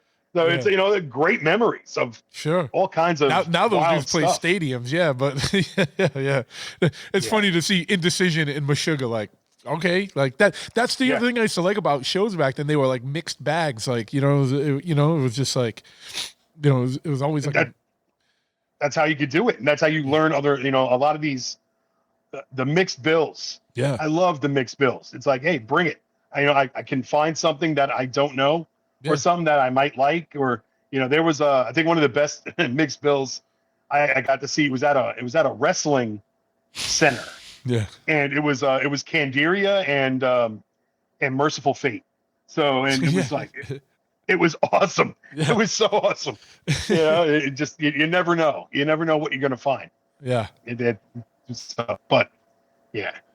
So let me ask you this. You got Full Blown Chaos and you got Brick by Brick. They're both active. Like, what's it like juggling two bands? It's not as difficult as it used to be. Like Full Blown we never did the whole, like, oh, we're going to call it quits. So to bank on the whole, oh, we're doing a reunion, like people just sit there and they're like, oh, there's still a band. They're still around. And, we still play a couple of times a year when we can. Yeah. We still go to Europe whenever we have the opportunity. We don't have the draw, the pull, but there was a whole era of like beatdown bands that, like a lot of people focus on, they focus on the, on like Shattered Realm, or they focus on, some other bands, like just, that had this style, but there's all these other bands that like Full Blown, that kind of curated a more aggressive, like it was on point, like that Redline from Jersey, that whole New Jersey bloodline, like it was all different. Missouri from Virginia, they were tough as nails, it was just a lot of good music. And, like people kind of pigeonhole and then focus on one. It's like, man, there's other music out there, people don't do their homework. Yeah. That's the thing. It's like, they don't look for, hey, what other bands like with the same genres that could do this or do that. But juggling both, it's so, truth be told, when Brick by Brick, when Mike approached me, Mike and I were already thick as thieves then. It's like I would try to start my shows if I couldn't. So there was this one venue, I have to preface here, one venue in Wheeling, West Virginia, called Yesterdays, and that place was my Vegas. So it was literally, the Wild West there. I like to start shows there and end shows there, like on a tour, just because I knew we were getting paid, I knew we were getting drunk, I knew we were getting taken care of, and my buddy who owned the place had a dozen other bars. He had strip clubs. He had Steak and Wheeling Island Casino. So it was always an adventure. Yeah. But then, but I knew also coming up here with Mike, I knew we were always going to have a good time. So I would either start in Albany and finish in Wheeling, or, I would try to do it either way, just say, hey, we get to hang out. Boom. We hang out. We do this, do that. We end up at the strip club, bombed, it's always an adventure. And that's, I always wanted I wanted to be lucrative, and I wanted to be a good time for the band, and for kids to enjoy themselves. Now, juggling both, when Brick by Brick had let their other singer go, I had told Mike years previous, I'm like, hey, if you ever need somebody to fill in, I was like, I got you, just let me know. And he hit me up and he's like, hey, you want to fill in for this Canadian Madball tour? It's a few days, this and that, I was like, sure, why not? And did one rehearsal, kind of barked my way through it, didn't know any of the songs still. Yeah. And it was just like, whatever. Showed up, we did the shows, and it was just, I don't know how I got through them. I definitely was an asshole the entire fucking time. We're in Canada. We're like, let's, whatever, let's have fun. And then, on the way back, he's like, so when are you joining? And I was like, what? And he goes, these were the best shows. I was like, fuck. And I was like, well, you know what? Full Blown was on we were on a hiatus. Yeah. And I was like, I got to keep my chops going. Yeah. I was like, I got to keep it. Well, that's what people don't understand, right? Like as vocalists, we can't. It's like, what are you gonna do? You can't go like just. I guess you could, but I don't like just go yell in a room like this. It's not like you can't just practice like on a guitar or a bass or drums, and you can sit home and do it. You got to be in a band really to do it, or otherwise you're driving around listening to your stereo in your car and just screaming in the car, right? Screaming in the shower. Yeah. It's a different, it's a different environment. Yeah, completely. So, just and the thing is with Brick by Brick and Full Blown, it might sound similar, but different set of muscles, different vocal styles. Even though when I first joined Brick by Brick, it was always, it was like, oh, that sounds like Ray from Full Blown and Brick by Brick.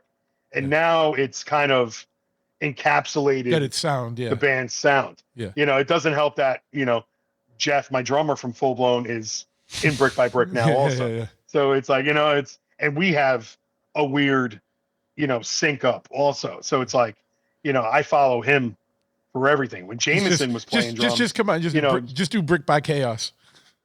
That's, what if there's we've entertained it. Yeah. It's like we've done a couple of shows where it's like, hey, let's do double duty. Yeah. And I'm like, oh, I don't want to do double duty. No, as a vocalist, that's hard, man. It sucks. It sucks. Yeah. But and that's the thing too. It's like, if you rehearse enough, and like I definitely, like, we had a couple of rehearsals last week. We've got a rehearsal this week coming because we have our it's not a release show. Normally we have a big event with Brick by Brick, but we do something real big once a year.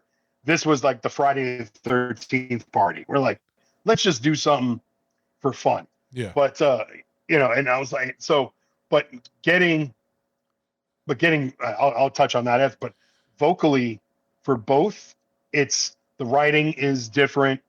The vocal is similar, but not the same. Yeah. And it's hard to juggle. It's, I want to do more with Full Blown. Like I'm dragging my feet. We have a ton of new music I need to record, and we're going to push out ourselves, just put it on for streaming. It's like people that do music now, you're not making money off it. No. It's, you make money off of merchandise, maybe the show, if you're going into it for the money, don't. That's that's an 80s mentality. Yeah. Where you had your your agents, you had your this, that, you had your manager, everybody was on the bus. Yeah. People don't realize, it's like, hey, it's a record loan, not a record deal. Yeah. It's like you have to pay that money back. Yeah. So it's like you do it yourself. At least, you're the ones that take the liability on a lot of it. And it's difficult to juggle both. I got to go through dates where it's like, oh, I know I have this in April, this in June, stuff in July, Europe. And I'm like, shit, I wanted to do Europe with Full Blown because of festival season and whatnot. So I might have to juggle stuff around for availability. And now having Jeff in the band, that makes it a little more trying, just to make sure that he has it available, because he's in 3 bands. Okay. So maybe even more. So he's got Concrete Ties. Well, that's the curse of a drummer, right? There's just not a lot of drummers out there. So every drummer's in multiple bands because every band needs a drummer, and there's just not a lot of them. Yep. That's a big responsibility. That's the thing. Being a drummer. Yeah. When you're a good musician, it's like, and not only just, it's you get pulled, it's like you get hired. He fills in for Sworn Enemy from time to time, and it takes and drummers have that acuity too, to where it's like they can listen to it, pick it up, hey, put their flair on it. That's how, it's a good, it's good to be a drummer. Like Corey, Corey's in like 18 bands. Yeah.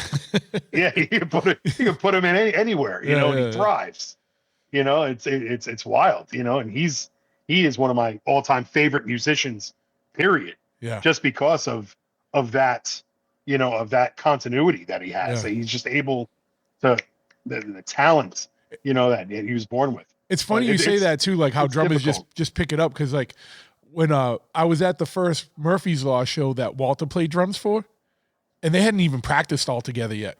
And I was like, he's like, no, I know it. And literally it's one of the best sounding Murphy's Law shows I've seen. You know what I mean? Like, cause Walter's just a fucking amazing drummer, right? So it's like, and he just brought his style to Murphy's Law, and it just worked, and it works. He's still playing drums with him, but it was just like, man, what, like, that's confidence. Like, you've never even practiced all together, and you're doing a show. Like, your first practice is actually at a live venue with a significant number of people there, right? Like, it's, but Trial it's like by you said, fire, they get it. They can do it. They can do it. It's awesome to be able to jump in, and just like, I got it. It's. And then just like the trust of like, he's got it. It'll be fine. Is it tough like writing for 2 bands? Cause I know they're different. I mean, they're in the same genre type of, approach of like just metal, like hardcore, like, heavy stuff. But like, I'm sure you got to draw from different influences and different writing styles. Is it easy? Do you have to like, I can only work on full blown right now and get this done, and then I can do brick by brick, or vice versa? Or can you go back and forth like with writing and stuff? Like, because I'm sure it's got to be like a different influence pool like that. That is. It is difficult. Like I like split up my notebook. You know, and when I'm writing, I can't listen to anything new. So that's like a big thing. Like I can't listen to things that might influence the way I write. Okay. So which is crazy, because it's like if I'm I write every day. I made it it's a thing that I just do from over 20 years now. It's like I write at least a paragraph if it's something that I'm going to use eventually down the line, or that I could cannibalize for something else. You know, I've used some stuff that I wrote for Full Blown in Brick by Brick, and I've used some stuff that I was writing for Brick by Brick, but I was like, I'm going to hold this. I can make this angrier and utilize it properly for the tuning and the writing for Full Blown. Yeah. And I've done that with both, you know, to where it's, especially if like there wasn't any music curated already, to where it's like, all right, I'm writing to a song that's already put together, you know, like to where it's like, if it's just like a skeleton, just like basic ideas, then I can, you know, take something and plug and play, you know, kind of make it fit. But like to where Brick by Brick, it's more, I've always handled it as more, it's like, so for a long time, it was Brick by Brick was the fun band, and then Full Blown was work. So for a long time. And, you know, like, you know, Mike used to call them the fun police. And it's like, you know, because like, oh, they're not letting you party and this and that. And I'm like, you know what? They have a good reason to not let me party. You know, I can't, you know, like get bombed before a show, and then I'm laying down on stage, and it's bad news bears. Yeah. So it's, you know, but it's I don't get anywhere there, you know, certain functions I do, but it's nowadays it's like I have to carry myself a little differently. I don't recover the same, but it's I write more to where it's I want a fun vibe with Brick by Brick, to where when I'm writing for Full Blown, I want to take somebody's fucking head off. Yeah. You know, it's like I want to hear it and like in the background and think to myself, who the fuck is this? And it's like, oh shit, I wrote that. You know, it's like I want to have that, you know, that ability. And a lot of the stuff that we've been writing lately is very aggressive. It's very just kind of something tangible that you can sink your teeth in, that, you know, it'll definitely ruffle a bunch of feathers. You know, the lyrical content is very angry. It took me a while, because I was at a point where it's like, you know, what am I gonna write about? Aches and pains, you know, it's like being a 50-year-old man, you know, like, what do you write about? And then it's, you know, and then if life is, you know, life has to be on a certain trajectory stance to where you have content, you know, because when life is awesome, it's like, oh, you know, like how do you write angry? It's you almost can't, you know, unless, you know, there's professionals that, you know, definitely have the ability, you know, that could just summon it and do it. You know, it's like, for me, it's like I need to be in a complete, you know, like I am drained of all dopamine, you know, it's like I need to be low and angry to like, and I'm angry all the time, you know, it's one of the superpowers, you know, it's like one of those things, but it's you know, I have to, like, I'll stay, you know, I'm here at the bar now, and it's like I'll stay late, like I'll have customers, I'll have clientele that just we lost him. All right, so we're gonna. I'm recording again. This is gonna be the audio only portion at the end, because we had some video glitches here. But you were talking about before we lost connection. We were talking about you know, going back and forth and writing for both bands, and you were talking about with like Full Blown, you were gonna get more in a angry headspace, whereas, for a while, brick by brick was like, more the fun headspace. And then I can't remember exactly where we were at, but it's the it was the having a it's creating content, yeah, for lyrically, it's it has to be different, definitely different mindset yeah, between both. sure. You definitely, it's, and just finding stuff to be angry about. And I mean, the news is enough. Yeah. There's no shortage. If you're paying the minutest attention, there's no shortage of content to react to, to be pissed off about nowadays. Yeah. Like there's definitely, I get customers here at the bar that just listening to their conversations, and it's like I bite my tongue all the time, and just, and that's not, I really hate doing that.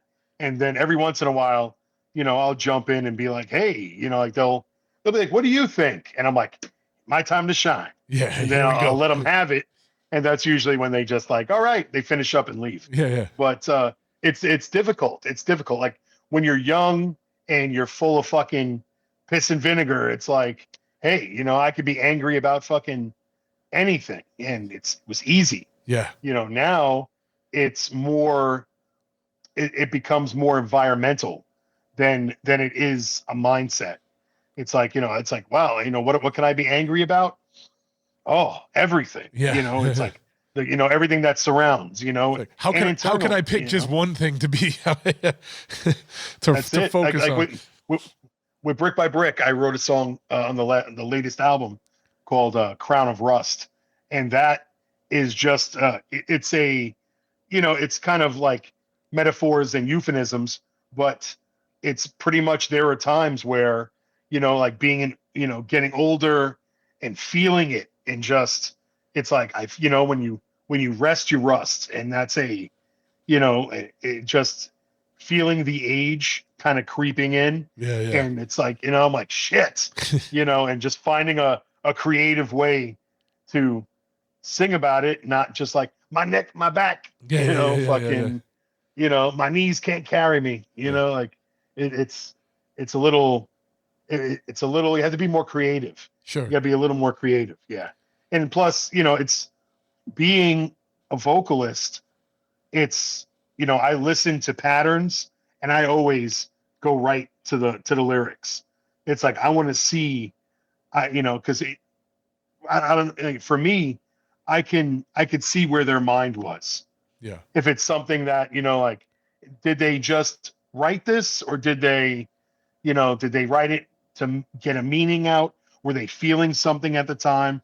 And more often than not, you could pretty much nail what people are going through off of like what that, that whatever the vocalist, like that lyrical content. Yeah. And it's like, you just never know. Like there's a couple of songs that it's happened with Full Blown, it's happened with Brick by Brick, where I dreamt the song.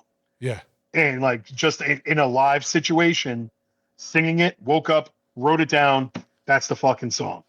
Yeah. And fucking, and it's crazy. Like I did it with Apocalypse for Full Blown.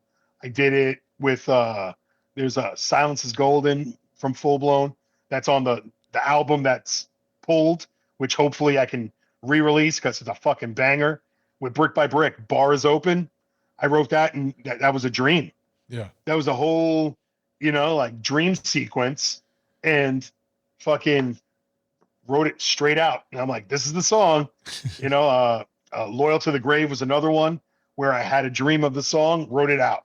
And I was like, just wrote it out. And then I went back to it, and I was like, oh shit, this fits perfect. And I just kind of let the ether fucking write it for me. Yeah, they call it a download. You got a download of it. Yes. Yeah. And it's, and it gets a little different. It's now with the age, it's like there's no, there's no drought in content, but just having the right content for each band is where it's where the focus needs to be a little better.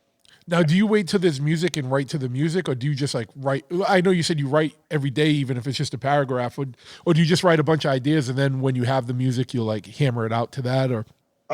Both, usually both. Like Full Blown's been like they've been writing just like pretty much all the pre-production stuff, and then they send it over to me, and then I'm like, well, we should do this, do that, kind of curate a little bit. Yeah. Like I'll do a little pretty much producing, Sure. like let's do this, let's do that. And then I'll write to it, or I'll go through songs that, lyrical content that I wrote and see if something catches with it. Yeah. With with a pattern. So, and then with Brick by Brick, it's a lot of times, I have stuff already written, but I'll rewrite stuff. I'll scrap and just rewrite stuff in the studio. Yeah. Because we were the last record, we were out in Long Island recording with Joey Z from Life of Agony, and that I scrapped 2 or 3 songs on spot, and I was like, nope, we're gonna do this, and totally rewrote them, and now they're bangers. Yeah. And like I didn't like them, started recording them, and I was like, this sucks. And I was like, I need time. I gotta redo it. And a lot of times it's a game time decision, and it changes the whole vibe. Yeah. And yeah. It took me a while to realize it, because when I was young, like I just like, I'll write some lyrics. But lyrics, it sounds dumb to say, but the vocals are also, they tie it all together, and it like can change the whole feel of a song just by having different words, you know what I mean? Or it's sung in a different way. Oh yeah. And it's like, you got to use vocals not only to get the words out, but you use it as an instrument, and it took me a while. 100%. I didn't know that's what a lot of people don't realize. That a lot of people, I'm glad you said that, because like a lot of people don't realize that, you're not just a singer. You're like you're an instrument. It's like you have to have some form of dynamic aspect in there. Highs, lows. Crescendo. Put it in. Like use your inner volume just to skew it to how it would sound. It's a lot. It's a lot. Once I feel that a lot of bigger, like more reputable bands out there now, that they found that. Yeah. Like listening to their older material and then listening to their newer stuff, and it's like, oh, you realize that you're a musician, you're not just a singer. Yeah. It's like that your vocals are an instrument, and you have to, like just like any instrument, you have to practice, you have to, pretty much, maintain them. You got to be good to yourself. That's the only way to keep it going. Oh yeah, absolutely, man. Yeah. Cause I'm not saying it's tough to do any show, whatever you're doing, especially if you're like, I think if you're the singer and the drummer, those are the hardest ones to do hungover. Like guitar, bass, you can get through it. You know what I mean? But like, and I'm not discounting it. Like, you know what I mean? Like, cause obviously there's a big difference between being on point and being sloppy with whatever one you're doing. But, I feel like, I mean, unless like some of these bands where the guitarists are just jumping and doing splits in the air and blah, blah, blah. Like, I just feel like vocals and drums take more physically out of you. You know what I mean? So you have to 100%. You have to respect it a little. You got to respect your body a little bit more on tour, or it's going to be just a lot harder of a life. You know what I mean? Oh yeah, that's a real thing. Like there was in 2006. Full Blown was fortunate enough. Like we were on an insane tour cycle. It's like we did 10 months out of the year. Yeah, so it's wild, just over 300 shows. It's like, it was insane. Like doing Ozfest in 2006 was, the learning stamina, and just longevity in vocals is, because on your off day, you're doing 2 shows. you're doing an early show, you're driving 2 hours, you're playing another show, and then you're leaving to get for a 6 a.m. load-in, for the actual Ozfest dates. And then it's like, well, you're on a rotating schedule. So for us, sometimes we went on at 9 a.m. Sometimes we were the last band on the stage, in late afternoon before everybody moved over to main stage. Yeah. So it's like, and just to have, and that's like, there weren't any days off. Yeah. It was like, you have to, give 100%. So you got your money, so you can sell your merch, so you can get to the next spot. And it's learning, being able to, like, there's a lot of one-off shows to where like this weekend coming up, for instance, Brick by Brick has our party at Empire on Friday the 13th, and there's bands like Internal Bleeding, All Out War, probably one of my top 5 favorite bands of all time. Invoke Thy Wrath, there's a bunch of bands playing. And if it was just that show, I wouldn't worry about it as much, but I have a full weekend of shows. So it's like, I have to give 110%. It's almost an hour set. And then I got to prepare for traveling and then doing the next one in Pennsylvania, the next one, the Sunday in Baltimore, and just like, all right, and you got to give 100% each time. And you have to be physically ready to give 100%. And that's, and a lot of times it's like when you do stuff, it's, you get that full diaphragm burn. Oh yeah. Cause you're breathing, and then, it's like with full blown's a full on workout, just because of the breathing patterns are different. Yeah. And I write them differently with Brick by Brick, just because because you learned. I learned how, Yeah. And then the song structure is different. It's different. Yeah. So it's like, you got to be prepared. It's like, we have stuff, like Weekend Warrior stuff, until we go to Europe, over the summer. But it's just being able to thrive. It's like, I spent a lot of years touring, just being a fucking animal that, there's some days I don't remember. Yeah. Don't remember. I know I played there. I know I played the venue, but it's like, shit, I really wish I would have not dove in and fully let loose, like, with my drinking and everything else, because there's a lot of memories that I've got a lot, but there's some that are just lost easily. Other people remind me of stuff. Oh yeah. Of course. They love to, yeah. There's always that. Oh yeah, there's always that. So what was it like doing Ozfest with Full Blown back then? It was cool as fuck. Like, it was a super opportunity for us, because Josta was helping everybody at that time. He doesn't help anyone but himself these days. But he ushered that for us. They wanted us to play for a couple of years, and they were like, hey, we want this band. And we never had the opportunity, or we didn't have a record to push for it. So we ended up having a record, an album that would line up just right. Yeah. And the lineup was awesome. I feel it was probably one of the better alumni for 2006, because it was all friends. It was all people that we knew, that we toured with already. At the time, it's like, if you put all the days together with Hatebreed, we toured over a full year with them. Yeah. With every tour that once you put it together. So between, Hatebreed, Unearth, A Life Once Lost, Walls of Jericho, All That Remains, between the Buried in Me, Bleeding Through, Dragon Force, like we knew all these bands already. Strapping and Lad, we toured with a bunch. We knew a lot of these bands already. Yeah. Just from other tours. So it was a full on, just a party. It was just, yeah. It literally was a party. It's like, we would get hammered early in the day.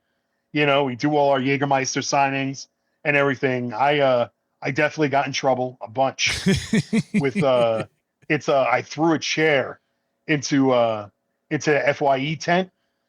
So from the Jägermeister tent during Lacuna Coil was sitting in there, and I got in a lot of trouble. So, but it was, but I would overstay my welcome, but there was still a line for me for signing stuff. So they're like, yeah, leave whenever the line goes down when people don't want autographs on the posters. And I was like, all right. And then I'd end up sitting there all fucking day. Yeah. And it's like people just wanted to drink, and I'm like, all right, I'm in for it. And it was bad. It was bad. I have some bionic liver or something. It just really, but the opportunity to just, you got a 20-minute set. It's all the staffing and the crew were fucking fantastic. It was so pro, and we've done bigger things at that time, but that was, it was unfortunate with Ozzy because that's when he was a puppet at the time, just with being so medicated. Yeah. It was like they just pulled him out of frozen like carbonite. Yeah. Whenever he played. But Sharon was awesome. Her kids sucked. They were jerks. What, but like just entitled or like what? Like what? Oh yeah, very, very entitled. Very like walking into production and being like, I lost my phone. Everything needs to stop until I find my. Fuck you. It's like there's people who pay to be here. It's like, so, but Sharon was awesome. Fucking the whole crew was just really just professional, and and they were empathetic. It's like we ended up having an accident early on. So like after the first week of tour, we've totaled our RV in the Mojave Desert. Totaled it. Told our RV. We was stuck. It was 4th of July weekend, so we couldn't get anything. Yeah. Like out there. I'm out there. I'm looking for craters because straight up lizard leather people everywhere in this Motel 6 on California 58. And it's like, and I'm watching like their kids rob other rooms. Yeah. And I'm sitting there fucking like I got at a convenience store next to the hotel out in the middle of the fucking desert. I had a bottle of gin that I was using to clean people's fucking wounds off with, doing dental floss stitches from the accident, drinking fucking Jello shots and fucking, dude, it was what a fucking wild time. Scars of Tomorrow helped us out. They came from California, drove their van out, and fucking literally drove us around for a week until we were able to have somebody drive our van and trailer, like, and a new trailer, like, out so we could finish the tour. Because, at the time they weren't letting bands do vans because of how much activity it was. It's like you're constantly on the road. So it's like you had to share a bus or you had to have an RV. We were going to share a bus with Dragon Force, but our off day schedules didn't fit. Okay. So we ended up getting it. So we got an RV, and that was probably the best sleep I've ever had in my life. But it's that was party central, that fucking thing. So it was definitely it was an experience having an RV. Like for that week, we ended up getting a new one down the line. Right after that tour, we were out with Soulfly, and that we had gotten insurance and everything covered. So we ended up getting another RV. But man, like just all the bands on that tour helped us after that accident. Like we all split up into other buses and everything. It's I stole a U-Haul truck that we had our gear in. And we left it on the fucking side of the road once we got our van. So it's like, it was wild. I hitchhiked to one show. And I don't know how the fuck I got there in time, but it was just wild. Like the dudes in Atreyu had 2 buses. So, and we were already friends with them. So they let us crash on one of their buses. Cool. Between All That Remains and Walls of Jericho, Red Chord, they all let us hang out on their buses. Unearth let us just, to get out of the heat. Some of those dates were over 100 degrees, middle of the summer. It's like, you're just fucking dying. I mean, you get your catering, you get a bunch of cooler with a bunch of bags of ice, but you get, we would get, because we were a Jägermeister band, I had my own endorsement with them also. So we'd get 2 cases of Jaeger every show. Yeah. So that, and then, we get that, we get all the beers that we could fucking drink, cases of Monster and everything else. I'm like, I just need water. Yeah. Like, Can we just get a water sponsor, please? Yeah. Oh yeah. It was crazy, but it was a great, it was definitely, I still have friendships, from that. Yeah. From that tour. Well, that stuff builds friendships, like touring and dealing with adversity on the road and everything will build bonds. I got to ask you something. What was it like hitchhiking? like, and what was the situation where you ended up having to hitchhike to one of the shows? And what was it like explaining that to people when they pick you up? Like, no, I'm performing at Ozfest. I got to get over there. So I ended up, the way it ended up, it was an off day, and everybody got situated. The truck left because we had the U-Haul truck. That went ahead, and then the van went ahead. I was going to stay with a buddy. Yeah. And then they ended up bailing. Oh, okay. So they were supposed to come for a couple of shows, and it was like, holy shit. And then I found, I think it was MySpace. I found somebody that was driving on the way, and it was like, hey, can you help me? And this and that. And like, well, I'm only going this far, and then I'm meeting other people. And I was like, look, I'll hitchhike. I'll go, and made it to like a Flying J, went to this Flying J, and then that was that. I was like, all right. I was like, we're good. And it fucking I've been oil spotted a couple of times where I got left, as long as I wasn't in another country, I wasn't too worried. Yeah. But yeah, man, that's so. But it was like what time did you, like what kind of time constraint? Like how far did you have to hitchhike? Like was it because I know some dates can be like like 12 hours apart, like driving wise, like or something. Like how long? Oh yeah, no. Like how many miles did you have to hitchhike? That's what I mean. Thinking it was maybe about. It was getting to Dallas, so I think it was about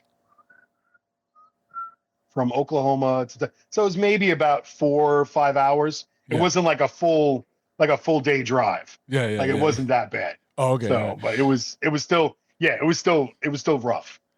Yeah, because it still was like. I'm just trying to think of like who would pick up a dude that looks like us out on the road. You know what I mean? Like I'd be like kind of nervous about anyone that would stop. You know what I mean?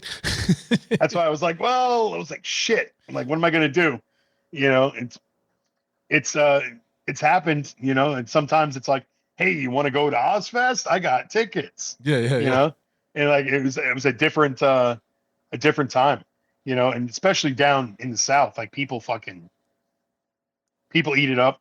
People they hitchhike all the time. Okay. Yeah. Oh yeah. I see them. I think the most I've ever seen people hitchhiking was in Texas or in Arizona.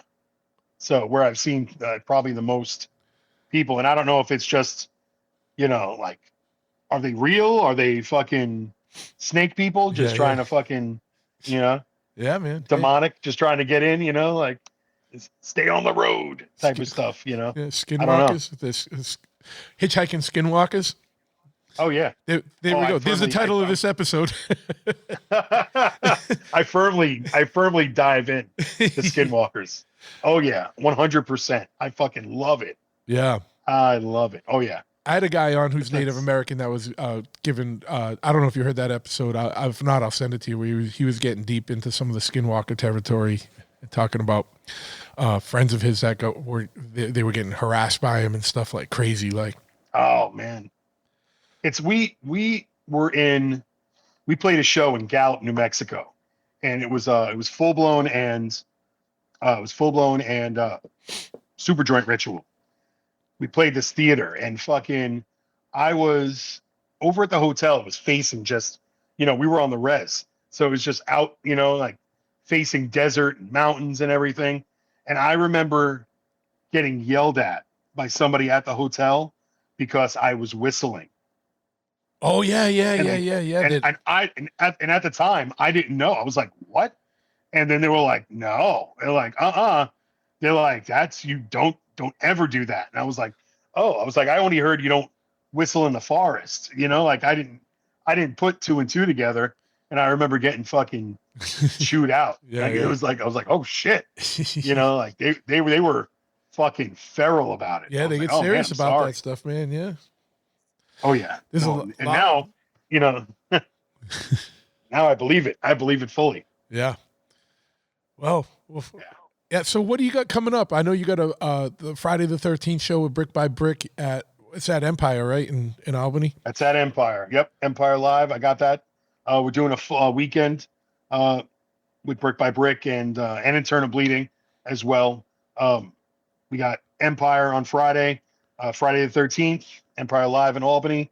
And that's going to be a banger. That's going to be a good one. We're in Harrisburg, Pennsylvania, and then Baltimore Saturday and Sunday. Then in April, we've got a little Northeast weekend with Brick by Brick and Furia 5. So we'll be out that way. Then we work our way out to Milwaukee for Metal Fest at the beginning of June. And then we're teaming up with Hoods again for Europe because why the fuck not? It's a good time. So we'll be out there this summer. And, that's pretty much what we got booked for Brick by Brick. And for Full Blown, I got to finish this production that we're doing. So finish up my vocals and then just put out some raw stuff. Like, I don't even care, I just want to get some tunes out. Yeah. So we could play some new tunes. And, we're going to be booking some shows, doing a couple of weekends. It's just, dialing it in, getting, like kind of wherever Brick by Brick hasn't had something.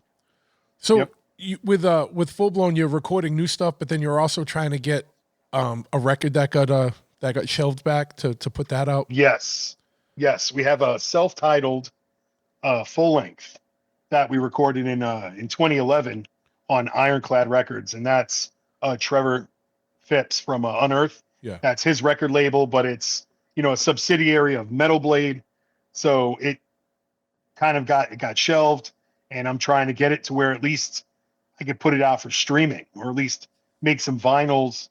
It's like you can find it on YouTube, but YouTube quality for music is just not there. Yeah, optimal. Yeah, it's not optimal, and it's like the whole album.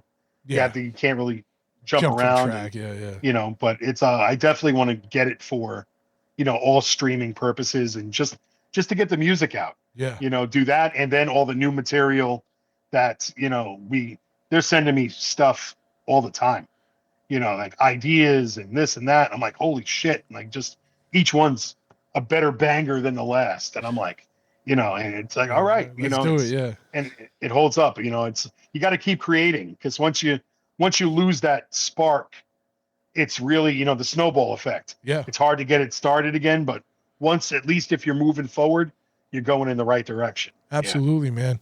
And are you working on like another LP or LP length, or are you just whatever collection of song, like an EP? Or?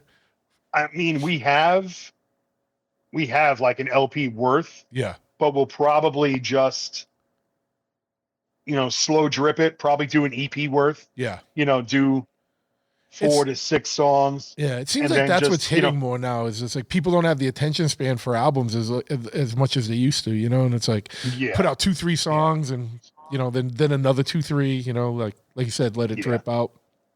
Yep, I think that's what's going to be how we're going to probably attack that.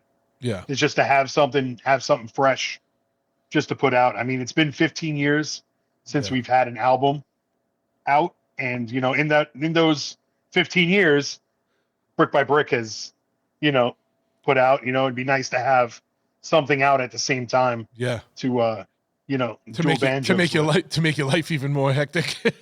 Oh yeah. It's yeah. I already, just from, the, making wine business and, making mead, it's that's a full-time, it's like you have to have passion Yep. And you got to love it, otherwise you don't get a good product. So, it's like anything in life, you got to give it the respect it deserves. And the same thing with music, if you're just, it's not the 80s, Yeah. you can't just join a band because I'm going to get girls, Yeah. and I want to drink for free. And Yeah. that's not how it works. Yeah. Well, fuck yeah, man. Where can people find you on the social medias and the websites or anything if people wanted to find more information? Oh man, lost you again, dude. I will have that information in the show notes, everybody. And thank you for listening through some of the technical difficulties. And yeah. All right, another banger in the books. I want to thank my man Ray for coming on. I had a good time talking to him. Again, just a reminder, if you want to take your health serious, you want to get serious about your health in 2026, check out livelongerformula.com/bigtruth. If you want to get more involved with the show, you want to get on the back channel and get more analysis, get more behind the scenes and everything like that, go to patreon.com/bigtruth. And for more information on the podcast, just go to bigtruthpodcast.com. If you need artwork of any type, go to tattooflashcollective.com. All these people support me, or all these, some of them are me, whatever, you know what I mean? But support they's businesses because they're good people and they will hook you up. All right. Till next time, keep it locked.